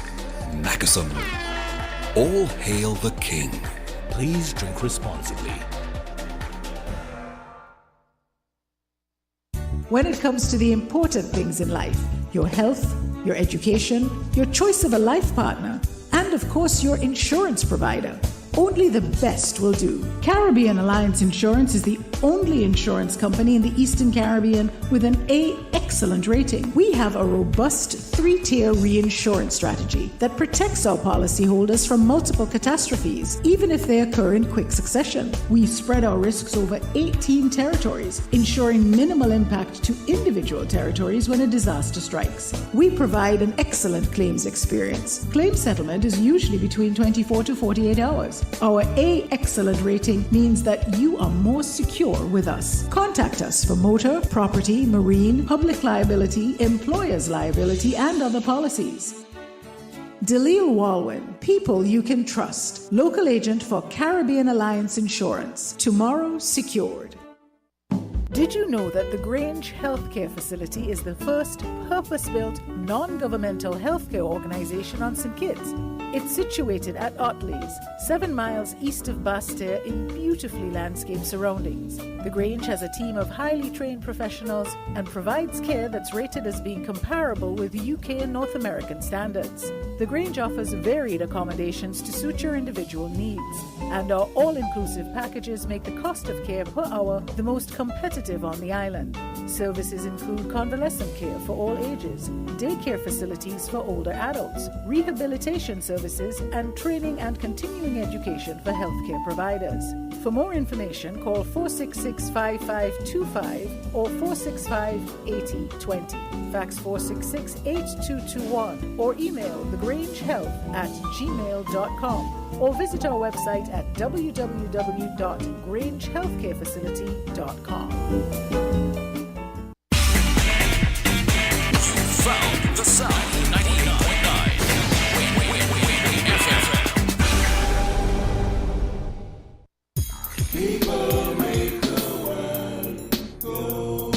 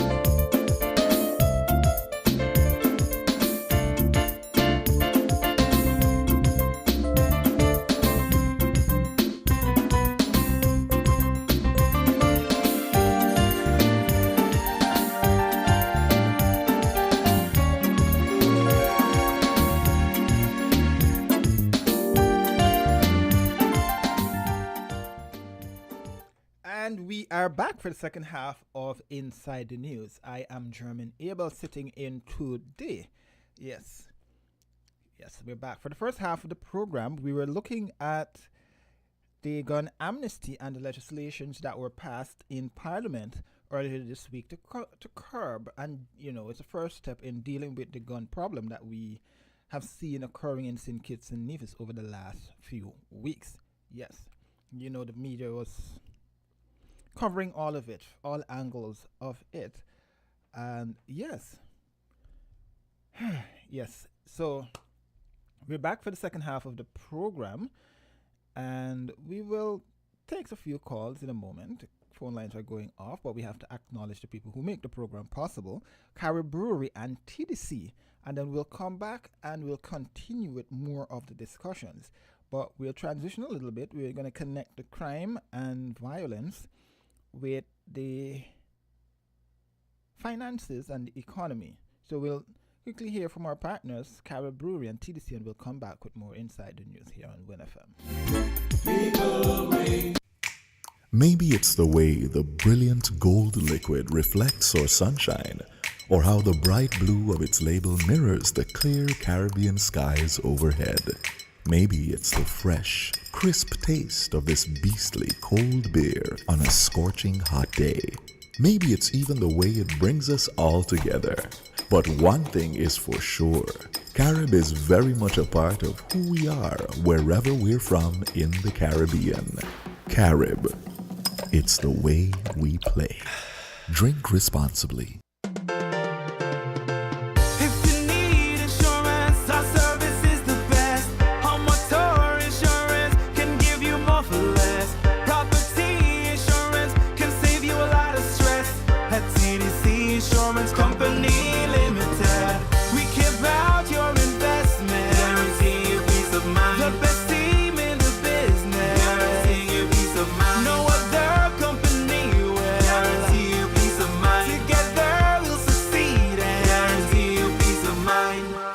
Insurance Company Limited, where you get more coverage for less. People make the world go round.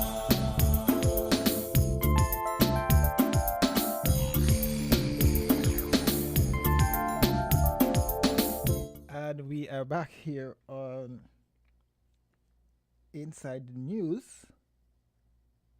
Yes, we're back here on Inside the News, and we will go straight to the phone lines and hear from this caller. Good afternoon, caller. Hi, good afternoon, Mr. Abel. Good afternoon. I have not communicated with you in a duration of time. Yeah, it's been a while. Yes, I listened to a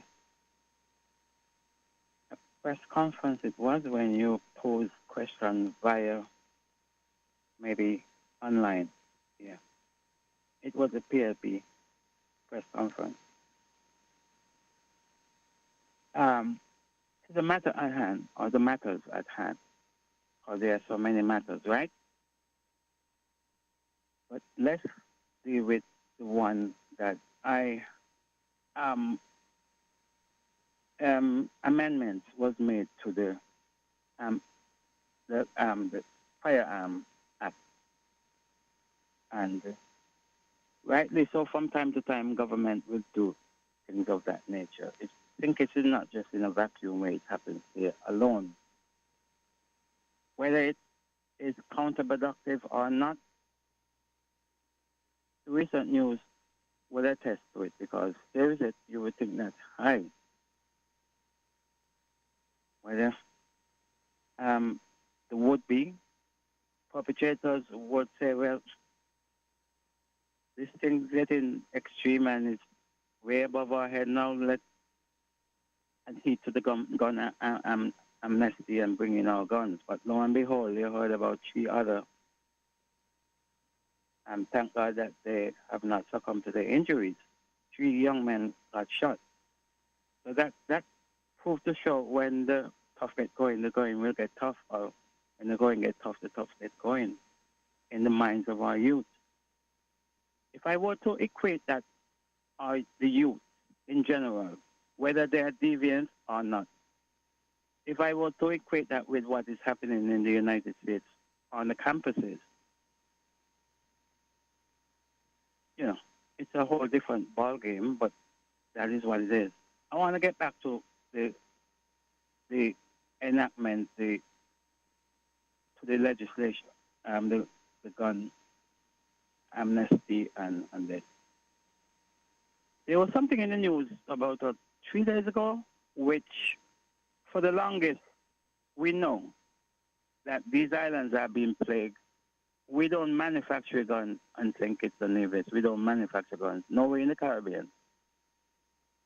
And finally, it seems as if the authorities that be in the U.S. especially started to take on board our pleas that, hey, if we were to stem this thing, it needs partners. After all, corruption is a two-way street. And criminal activities also is a two-way street. So it seems as if, even though I did not hear Think a Nevis name, I think they would have made the case that, hey, we need some help. Those guys who smuggle ammunition and otherwise, narcotics and otherwise to the region, they will continue to smuggle.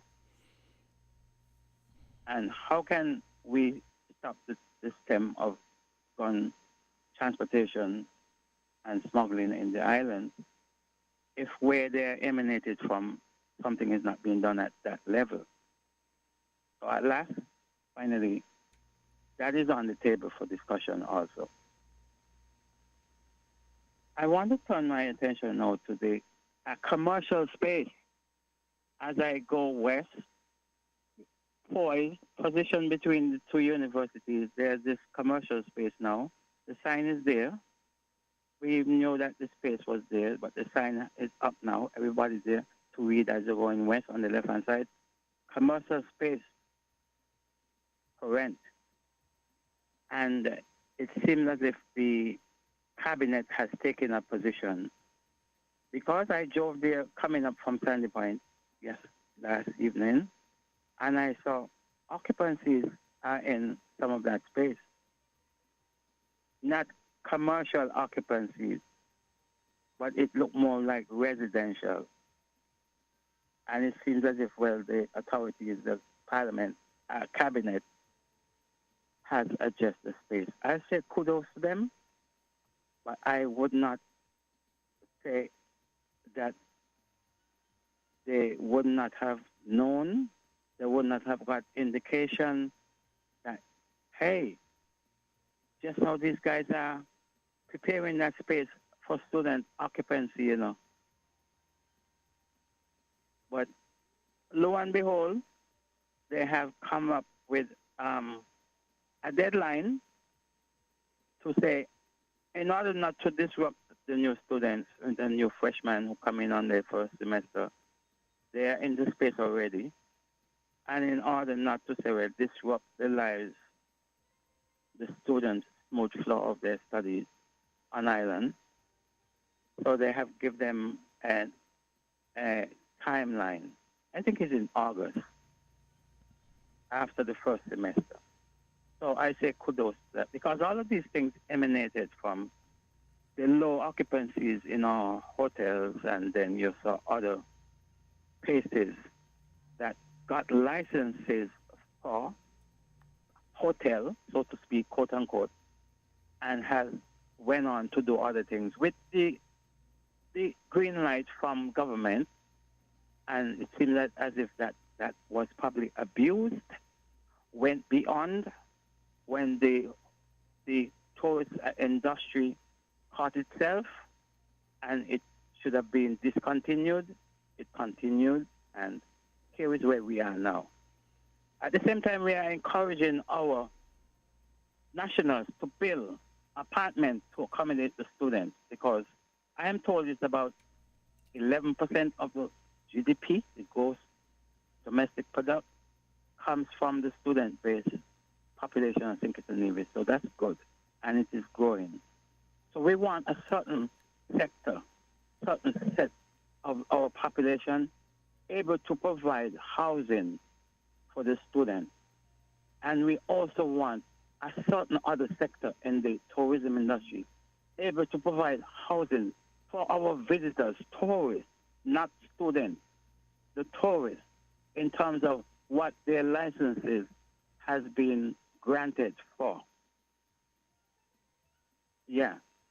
So those are the two things I want to say. Okay. On a side note, I just want to say that my friend Greg, he's going to call in. I know him.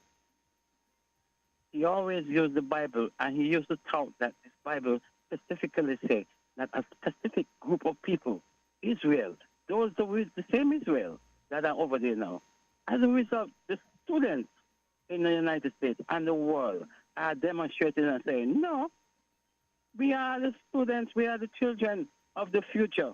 We are not going to stand this thing on our watch.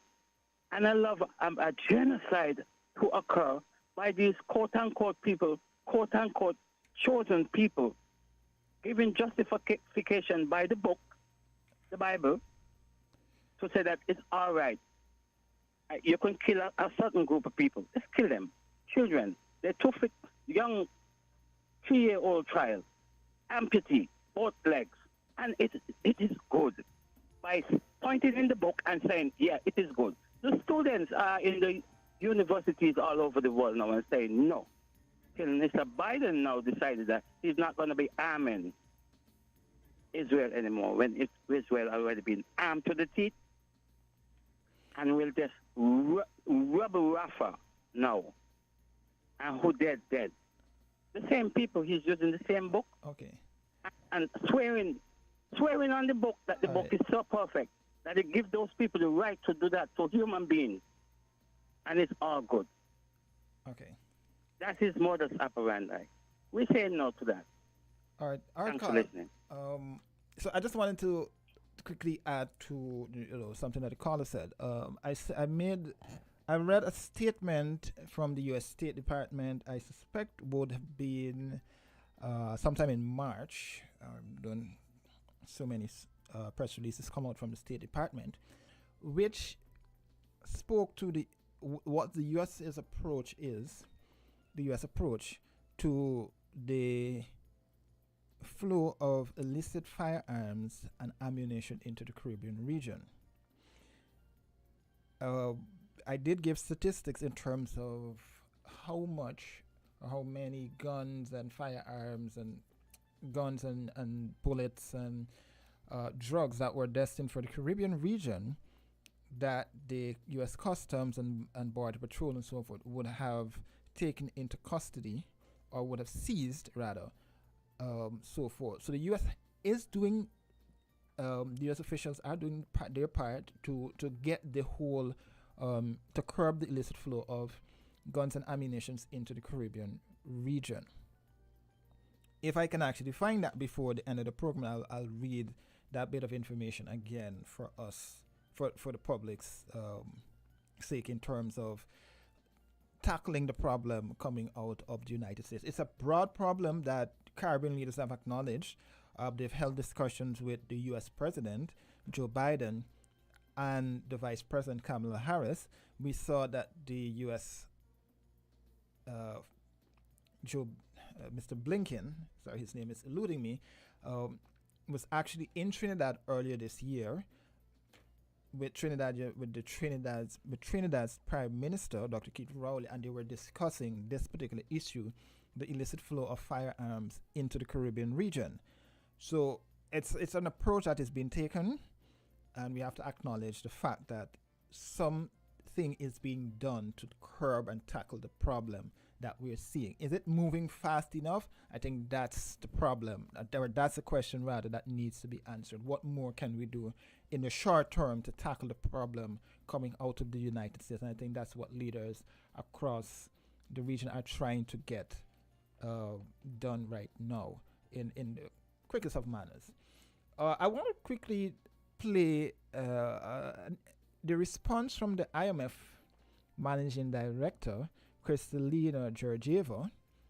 She was responding to one of my questions. Well, she was responding to a question from me recently in terms of St. Kitts and Nevis' approach, or what should be the priority area for St. Kitts and Nevis and other small island states as we begin to tackle the issue of climate change. Yes, which is a topic that will be discussed on Inside the News next weekend as we prepare, or as the region prepares for the staging of the Small Island Developing States, the SIDS conference in neighboring Antigua. So I just want you to listen to hear what she said. One of the things she referenced again in the interview is the fact of our dependency on the Citizenship by Investment program. Yes, and we know that the Prime Minister recently spoke about this issue. So I'll just give you a sense of what she said, and you can hear a little excerpt from her response to me on that, and then we'll go back to the phone lines. So let's first start with the positive citizen by investment has generated revenues in the Caribbean, and these revenues have helped these economies to provide better opportunities to people, to invest in education, in healthcare, in infrastructure. The longer term prospects cannot be dependency on the citizen by investment. Why? Because while it remains quite attractive, as you know, there is now competition within the Caribbean countries. There are costs involved. If you want to do it properly, you have to ascertain the candidates and make sure that you're bringing in the country credibly citizens, because if you fail, then it becomes useless. People come because with this passport they can go to Europe easily. If the programs are compromised, that they no more they can be attractive to people to come. As you said, as you formulated in your question, the Caribbean is faced with very significant climate challenges. In fact, when you look at the last decade, the frequency and severity of climate shocks it increased everywhere, but you see it much more vividly in the Caribbean and in other small states that, as well as in sub-Saharan Africa, for that matter. So, what should the countries do? Clearly, understanding measures that they can take to reduce vulnerability to climate shocks, investing in resilience, is and has to be top of mind for the leadership and the people in these countries. From an economic standpoint, the best investment in resilience is to have sound macroeconomic fundamentals, to have good fiscal policy, to use revenues wisely, to invest in what makes us more resilient, and we know what it is.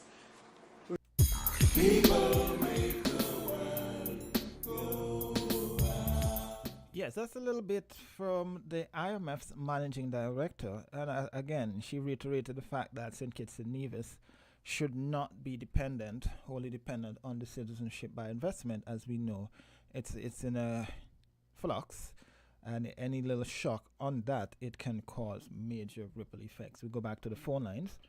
Caller, good afternoon. Good afternoon to you again and your listeners. God bless to everyone. Now, first of all, I would like to say, I think it is very wrong when people spread false news and others. And Africa, you just did that to me. I never said what you said concerning Israel. As a matter of fact, this week on Voices, I told Socrates that I have no dog in the fight because both sides, they ill-treat, mistreat, and abuse Christians. The Arabs, they go down in Africa and they do the same thing to black people in Africa. What they're saying Israel did to them, is doing to them. So and I do not hold to dispensational teachings that said there are two people, the church and Israel. No. Okay. The people of God is the church, the Christians. Okay. So Africa, you is wrong. Okay. But I also want to get on to other points quickly. Hold on. Okay. Okay, I allow you to clear the air. So I now allow you to make your point. So go ahead. Yes. I'll try to do so as quickly as possible. No, number one, people think that increasing jail penalties is the way to go. That's the way to solve crime. But actually, no. It actually helps increase crime. Well, first of all, I would like to say before I forget this point, where the government is concerned, they too are to be blamed for a certain extent, because how you going to reward Byron Messiah for singing Taliban, which is a gangster badman song? Rewarding, give him the keys to the city, and I believe they put up a picture of him in the airport area, something like that. That's not good. That is not giving a positive message to the youngsters. Instead, they see you praising up a song that encourages badmanism and gangsterism and murdering. And above all this, it goes against the Bible, because the Bible says you are to only approve of those who do good.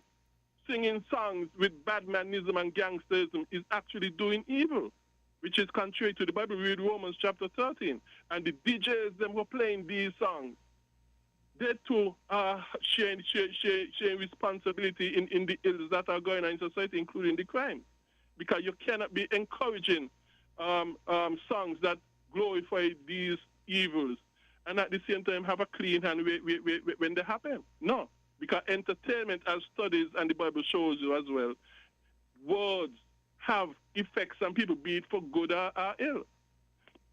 So we are to be mindful of the things we do. Government, DJs, and all of us.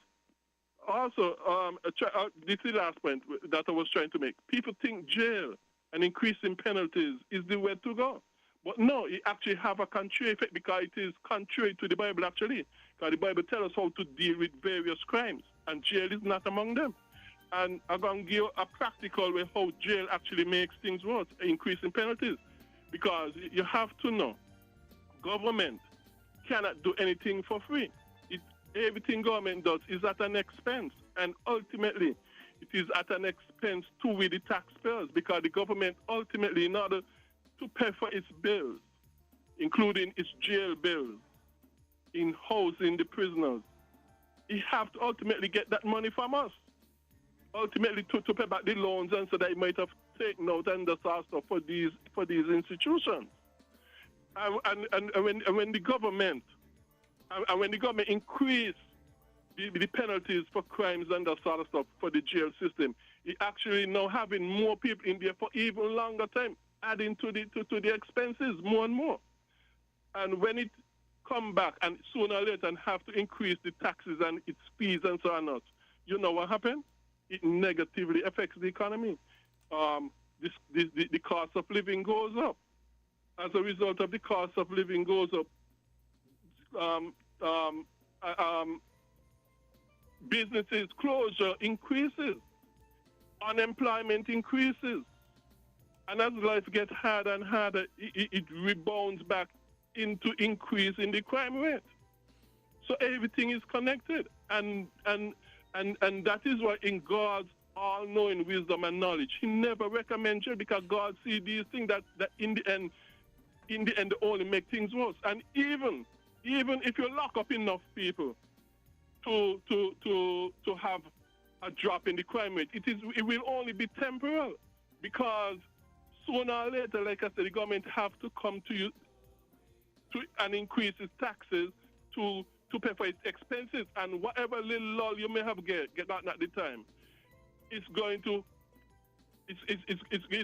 finish away, and you're now going to have an even greater increase in crime, because the jail system is contrary to the Bible, and like I said, government increasing these sentences and that sort of, it look good on the outside, it is very seductive, but it is treacherously and fatally seductive, because it makes things worse in the long run.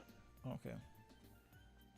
So that is why I see the wisdom of the Bible every day that I live and I search and study, but I see its wisdom more and more, and how we ignore it to our detriment, pain, suffering, misery, torment, and destruction and undoing.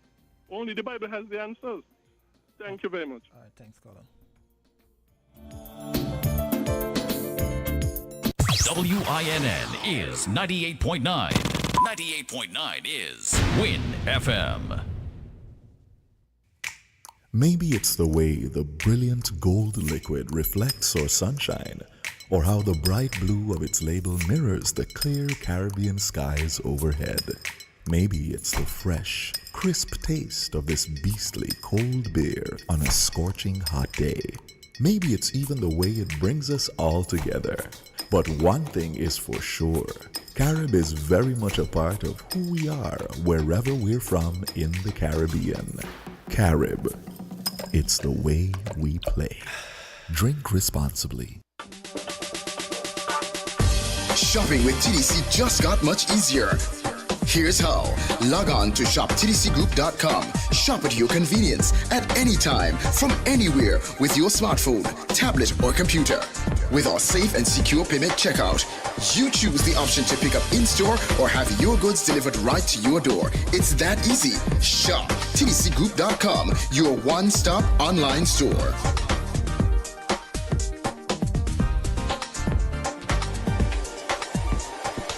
Shop anywhere, shop anytime, same quality you love. Now online. Shop www.shoptdcgroup.com.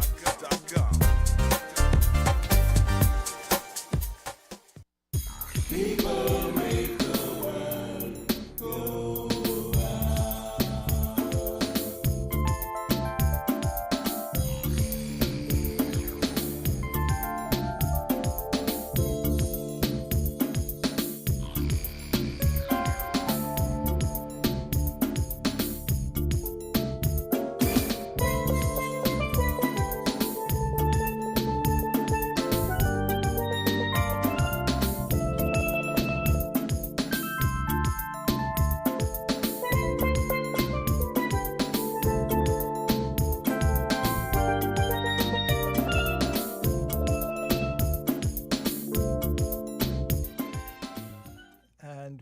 Back here on Inside the News. I am German Abel sitting in today. So, as I promised you earlier, the police, they did issue a press statement on the shooting incident last evening. And it goes, the police are investigating a shooting incident that occurred on May 10th at Lower Prickly Pear Alley on St. Kitts. The criminal act was committed between 8:30 p.m. and 9 p.m. and left Avian Huggins of Lower Tibu Avenue, Xavier Doer of Upper Market Street, and Devin Phipps of Lower Westbourne got wounded. Initial investigations suggest that the three were approached by a motor scooter carrying two armed and masked assailants, one of whom alighted and opened fire in their direction. The victims escaped the attack and were shortly thereafter transported to the Jane France General Hospital in a police vehicle. Mr. Huggins sustained a wound to his right foot, Mr. Doer a wound to the right side of his chest, and Mr. Phipps was wounded in his right side and underwent emergency surgery. All are warded and listed in stable condition. The crime scene unit of the Royal St. Christopher and Nevis Police Force processed the scene and collected some items of evidential value. An investigation into the incident is now underway, and the general public will be kept appropriately abreast. So that was the latest surrounding last evening's shooting incident from the police force. We go back to the phone lines and hear from this caller. Good afternoon, caller. Hi, good afternoon. Hi, good afternoon. What a relief. I just called in to tell WINNFM what I had to say. That WINNFM was practicing ageism. You know what ageism is? Go ahead. No, WINNFM and Flow are lying. They know that the majority of the people who use the landline are older people, some disabled, some don't have no modern phone, they can't use them. And they have been depriving me of making my national contribution for about a month now. I do apologize for that, Miss Henry. No, I want compensation. They have to begin to give out vouchers, you know? And I'll make that recommendation to the boss lady. Yeah, making it. So, please, management, directors, and Flow. I do apologize for that. This thing is overbearing. Not only your station, you know. A little piece of wind blow, a little rainfall, nothing. it is affecting the bottom line of the radio stations. Now to the crime. Well, all I would say, please to tell the Chinese, please work a little faster on the prison. Make room. Because having heard the amendments to the bill, 40 years on top of the 20 and the 30, they're not coming out. 250,000 or 500,000, they can't find it. We got to do something else. You know? Mm-hmm. I wonder, did they hear the amendments? Or does it matter to them? What do you think? Well, that is a question. Ms. Henry, you asked a valid question because stiffening the penalty, I think one of the callers earlier said it, it's supposed to be a deterrent. But is it deterring people? How do we now utilize what we have? And this is the point I was making earlier in the first half of the program. We have a problem. We recognize that guns and ammunition, these are the problems facing St. Kitts and Nevis in terms of the homicides that we've been seeing. We put a solution, which is stiffening the penalty for it to be a deterrent. It may not necessarily be the perfect fit. So once you have this, you can then go forward and make tweaks to it. Because what the amendments did is it's basically update what was passed under the former administration to deal with these issues. Right? Now, what we have to look at is what are the existing legislation that we have, and is it really working? And I think one of the callers said earlier that, and I asked the question, do we need to go into the communities now based on the legislation that we have and begin to educate people and teach people conflict resolutions and so forth? Because it seems that what was passed Wednesday, Thursday is not necessarily having a significant impact just yet. I mean, to me, they should start to search. You see, like how they do in Jamaica? They zone and they search.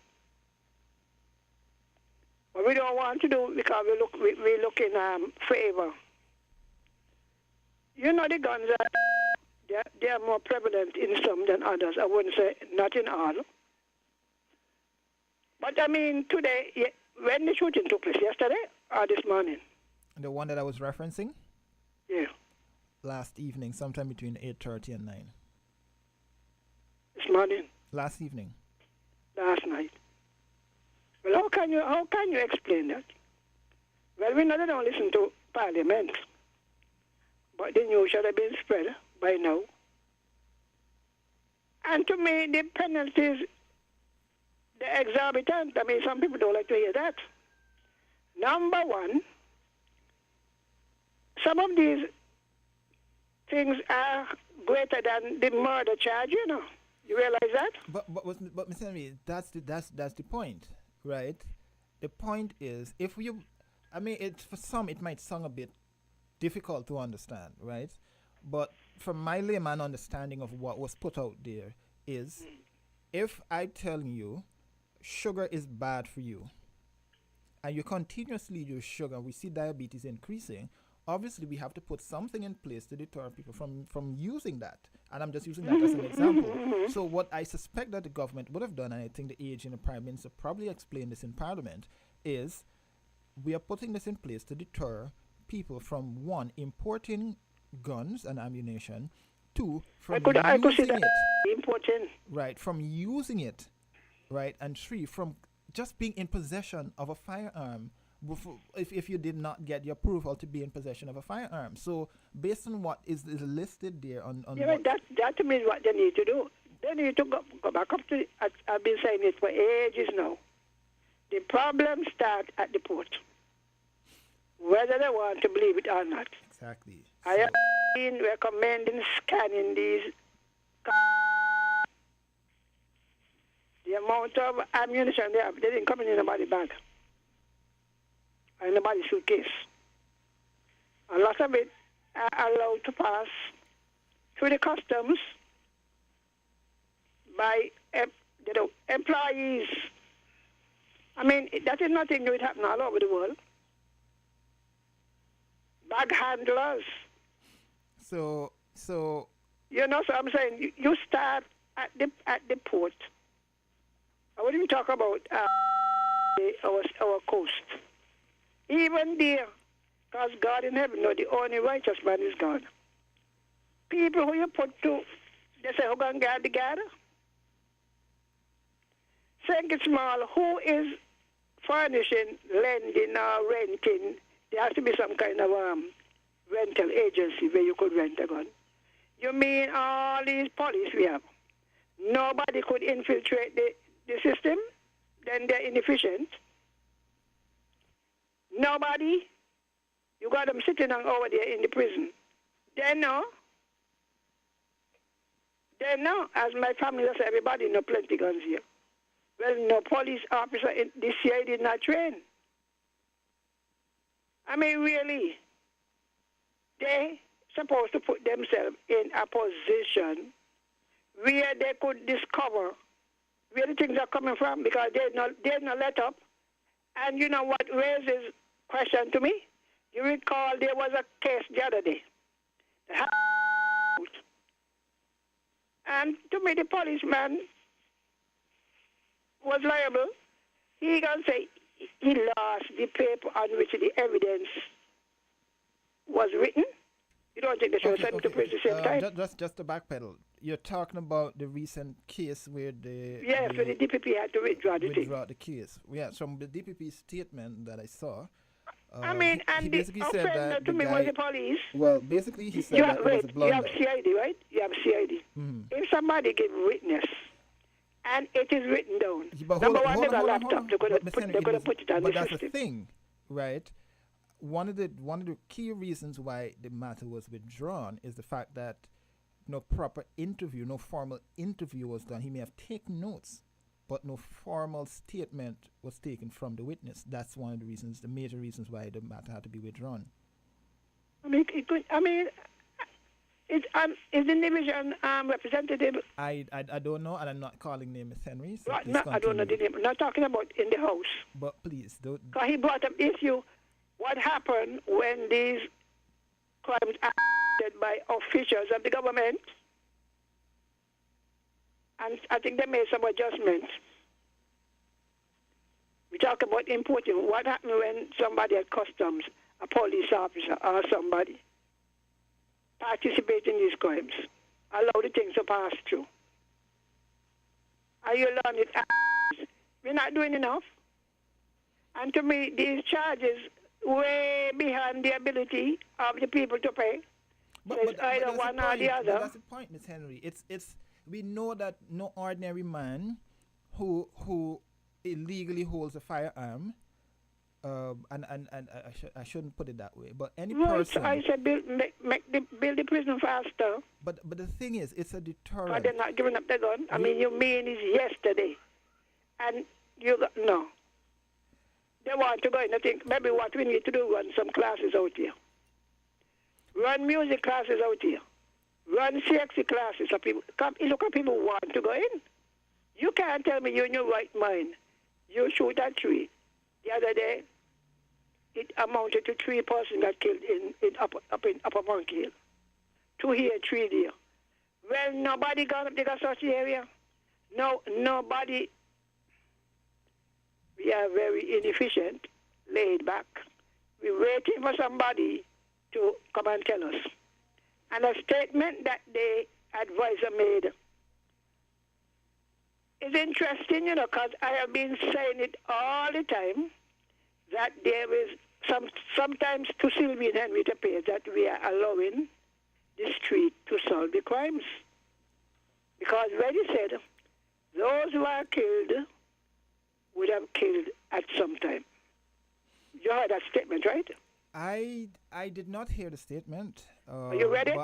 Ms. Henry, I did not hear the statement. I was told of the statement. I was sent the video, but I did not look at the video. So he didn't apologize for that, was it? He did, from my understanding. I'm saying to myself, I keep telling you all. He issued. Say, the thing rate is low. So that's not true. Ms. Henry, hold on. He did issue a statement. I think he did issue an apology or something like that. Yeah, for the first one about getting the passport and leaving. I don't know what But it he was. did not apologize for I don't know what it explaining was. or giving him. He said it clearly. Right, but I was That told some he of did those apologize. who are and I being was sent the killed audio. would have killed already. So, That's it. But Ms. That Henry, means why should they bother go look for anybody when they know if you get killed this week, whoever you kill, somebody for them going to kill you next week or next month. yeah, but So but the thing is, though, why should they? Yeah, but Miss Henry, it goes back to something I said before I played a clip of the managing director from the IMF, right? St. Kitts and Nevis has a dependency on the Citizenship by Investment program, and I'll give you a minute to respond when I'm finished. Right. Go ahead. The managing director said St. Kitts and Nevis has a dependency on the CBI program, which has been really good. It was acknowledged. But if we continue to have high crime rates, or we continue to see in the media, continue to hear in the streets that people are being killed, right? Or grievous bodily harm is happening, do you think people would want to come and invest in St. Kitts and Nevis? No, I'll tell you another story. There are two sides to that, what you just said, right? Number one, the majority of the people who spend money on their citizenship make a donation. I don't think some of us are aware of it, you know. The majority money is made through the same options like this, the SIDF. Yeah, but I understand what you're saying, They are Ms. not. Henry. But what They are making a donation. yeah, but what I'm saying Those is, who want to invest would be those in the 400,000. yes, but hold on, There Ms. are Henry. very few. There are of these people who acquire our passports have any interest in coming to live. Yes, I So understand that that means much. this is just an asset. Right. Not But even an asset. but- It's just something to show your friend. But Miss Henry, what I'm saying is, we will lose confidence in the passport and people willing to come to St. Kitts to do any business and develop in St. Kitts and live in St. Kitts. That's the concern. Do a proper analysis of what the IMF say. Because people picking up pieces. Miss Henry, I understand what you're saying, but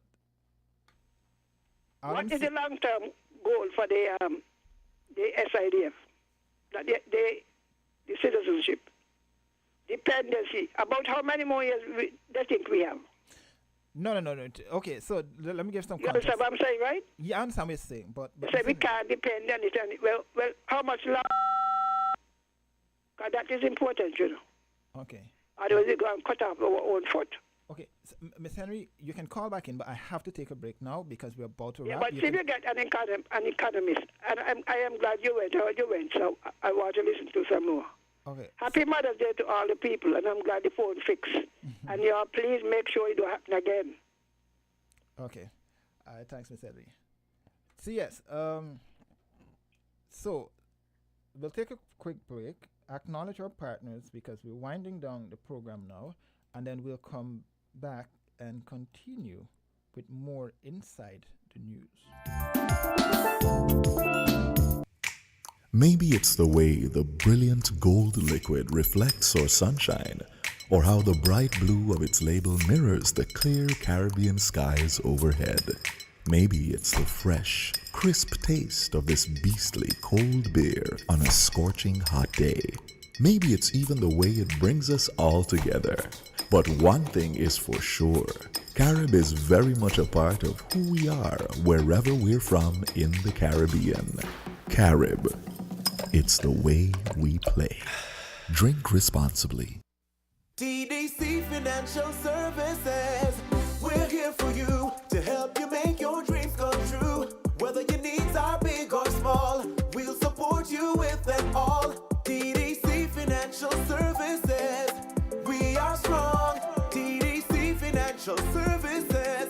This is where you belong. TDC Financial Services, where money is made easy. People make the world go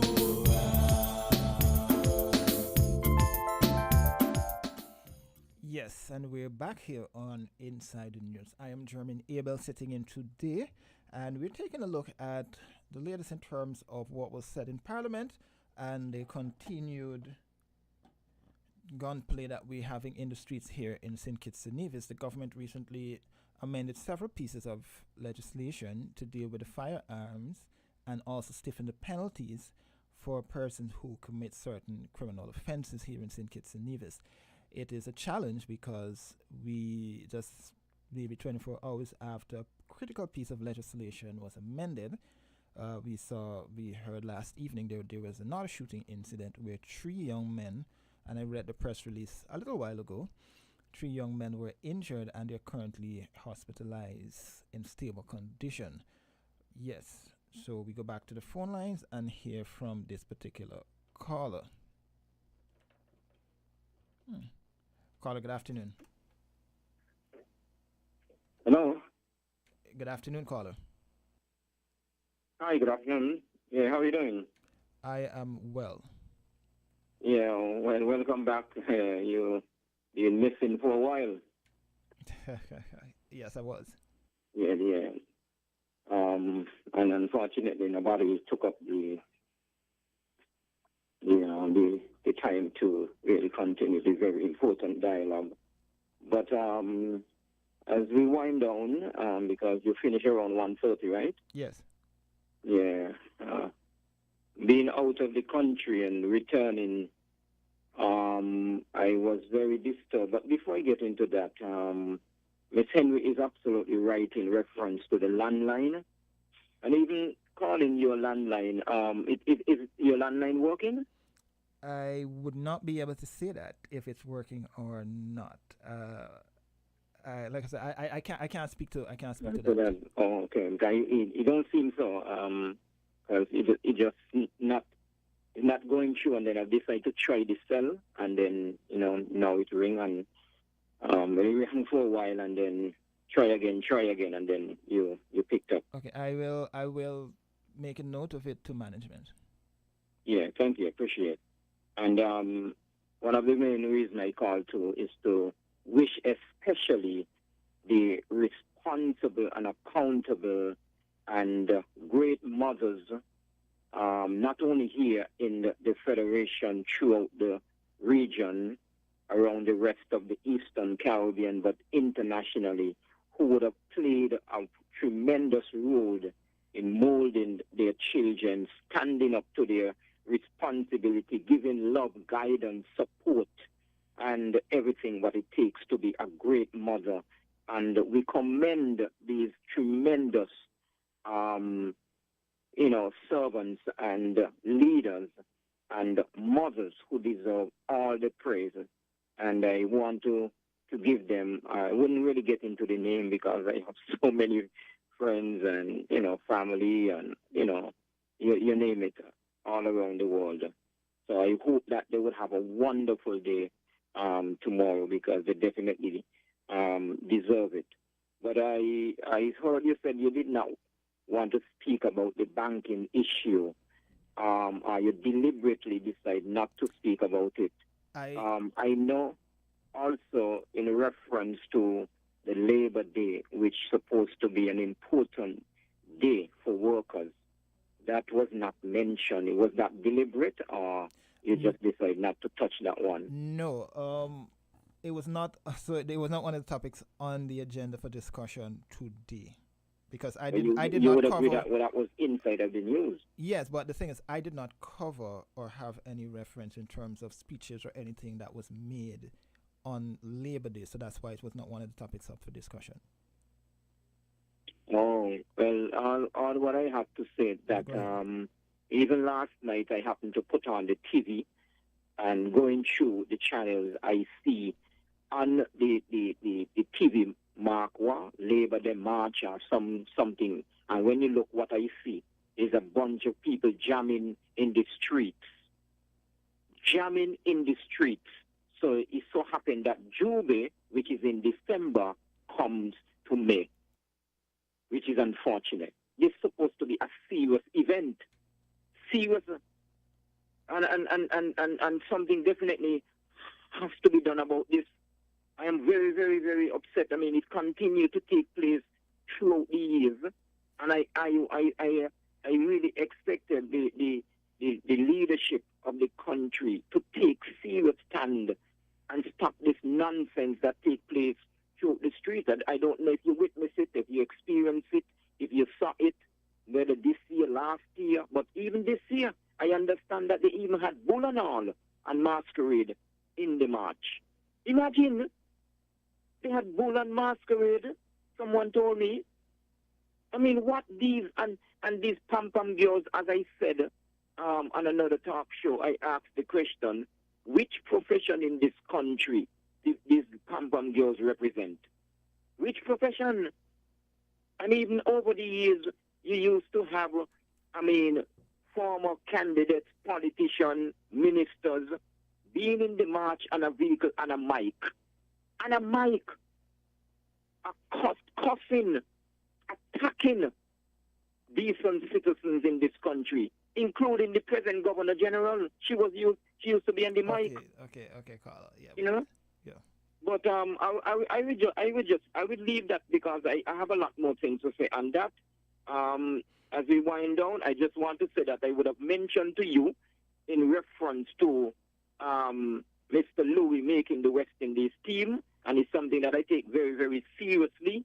And when we spoke, it was getting close to the break, the first part of the tournament, and he would have had the most runs at that time, and he still ended the tournament with the most runs, right? And you would have mentioned, which yes, that it's important for him to be consistent, or anyone in the tournament to be consistent. Well, I can tell you, with a whopping 682 runs, outperformed, outclassed, outplayed all of the, not only the opening batsmen in the tournament, but all the batsmen in general. I'm telling you. And I expect him, as I cut the cake in WINNFM studio when I was on the sports program a few weeks ago before I went away, cut the cake to celebrate the achievement, the accomplishment, and St. Kitts has been denied over the years, but not delayed over the years, but St. Kitts will not be denied this time around. You know? So I am looking forward that shortly, every single citizen, whether you're here or not here, wherever you are, you will have a reason to knock your glass and to celebrate, because we now get our rightful due, what we rightfully deserve. The best batsman, and also, his brother, who is the best swing bowler in the region. And it will be very important to have him in the English condition where he can move that ball around in England. But we will continue that one, and I realize that we're getting close, so probably I'll touch on the crime and other things, because people do not understand that the only right a man has a right to do is what is right. Nobody has a right to kill. Nobody has a right to do what is wrong. You have a right to stand up as an ambassador for your country. You have the choice between doing right and wrong. But why you choose to do what is wrong? Why you would want to do what is wrong? But it's just about in, right? Yeah. Okay, so I'll probably just leave it until all what I can say that I really enjoy the beautiful weather. Great day for washing, for the beach, for sports, for sure. And I hope that as I said, tomorrow will be a beautiful day for the special people around the world who deserve that recognition. May God bless you, the station, and may God bless this proud federation that I love, St. Kitts and Nevis.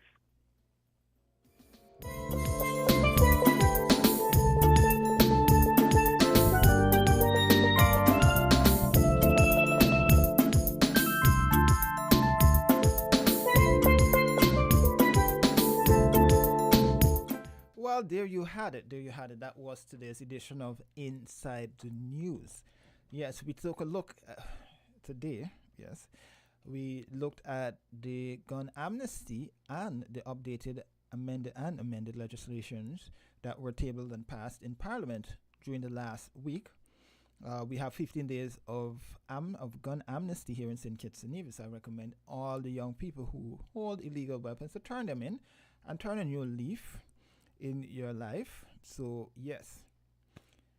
And we also heard from the IMF Managing Director, Ms. Kristalina Georgieva, who was sworn in for a second term recently. She spoke a bit on St. Kitts and Nevis, but the point that she was making there, I asked her the question about priority for St. Kitts and Nevis and other small island states as we talk about climate change and the natural disaster phenomenon that we are seeing here in the Caribbean. Last year it was significant heat.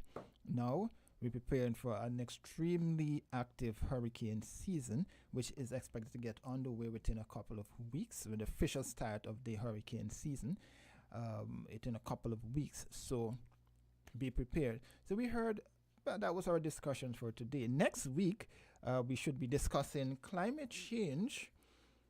Yes, we'll be discussing climate change and other issues and what made the news for the upcoming week. You know, the people upstairs in the newsroom, they're going to be very busy trying to get you all the latest information in terms of news. Again, do stay tuned. Join WINNFM this evening, 6 p.m. for the news and sports and for other entertainment programming throughout. I was German Abel. Being in your company today was really good, listening and encouraging your discourse. Until next time, it's to enjoy the rest of your weekend.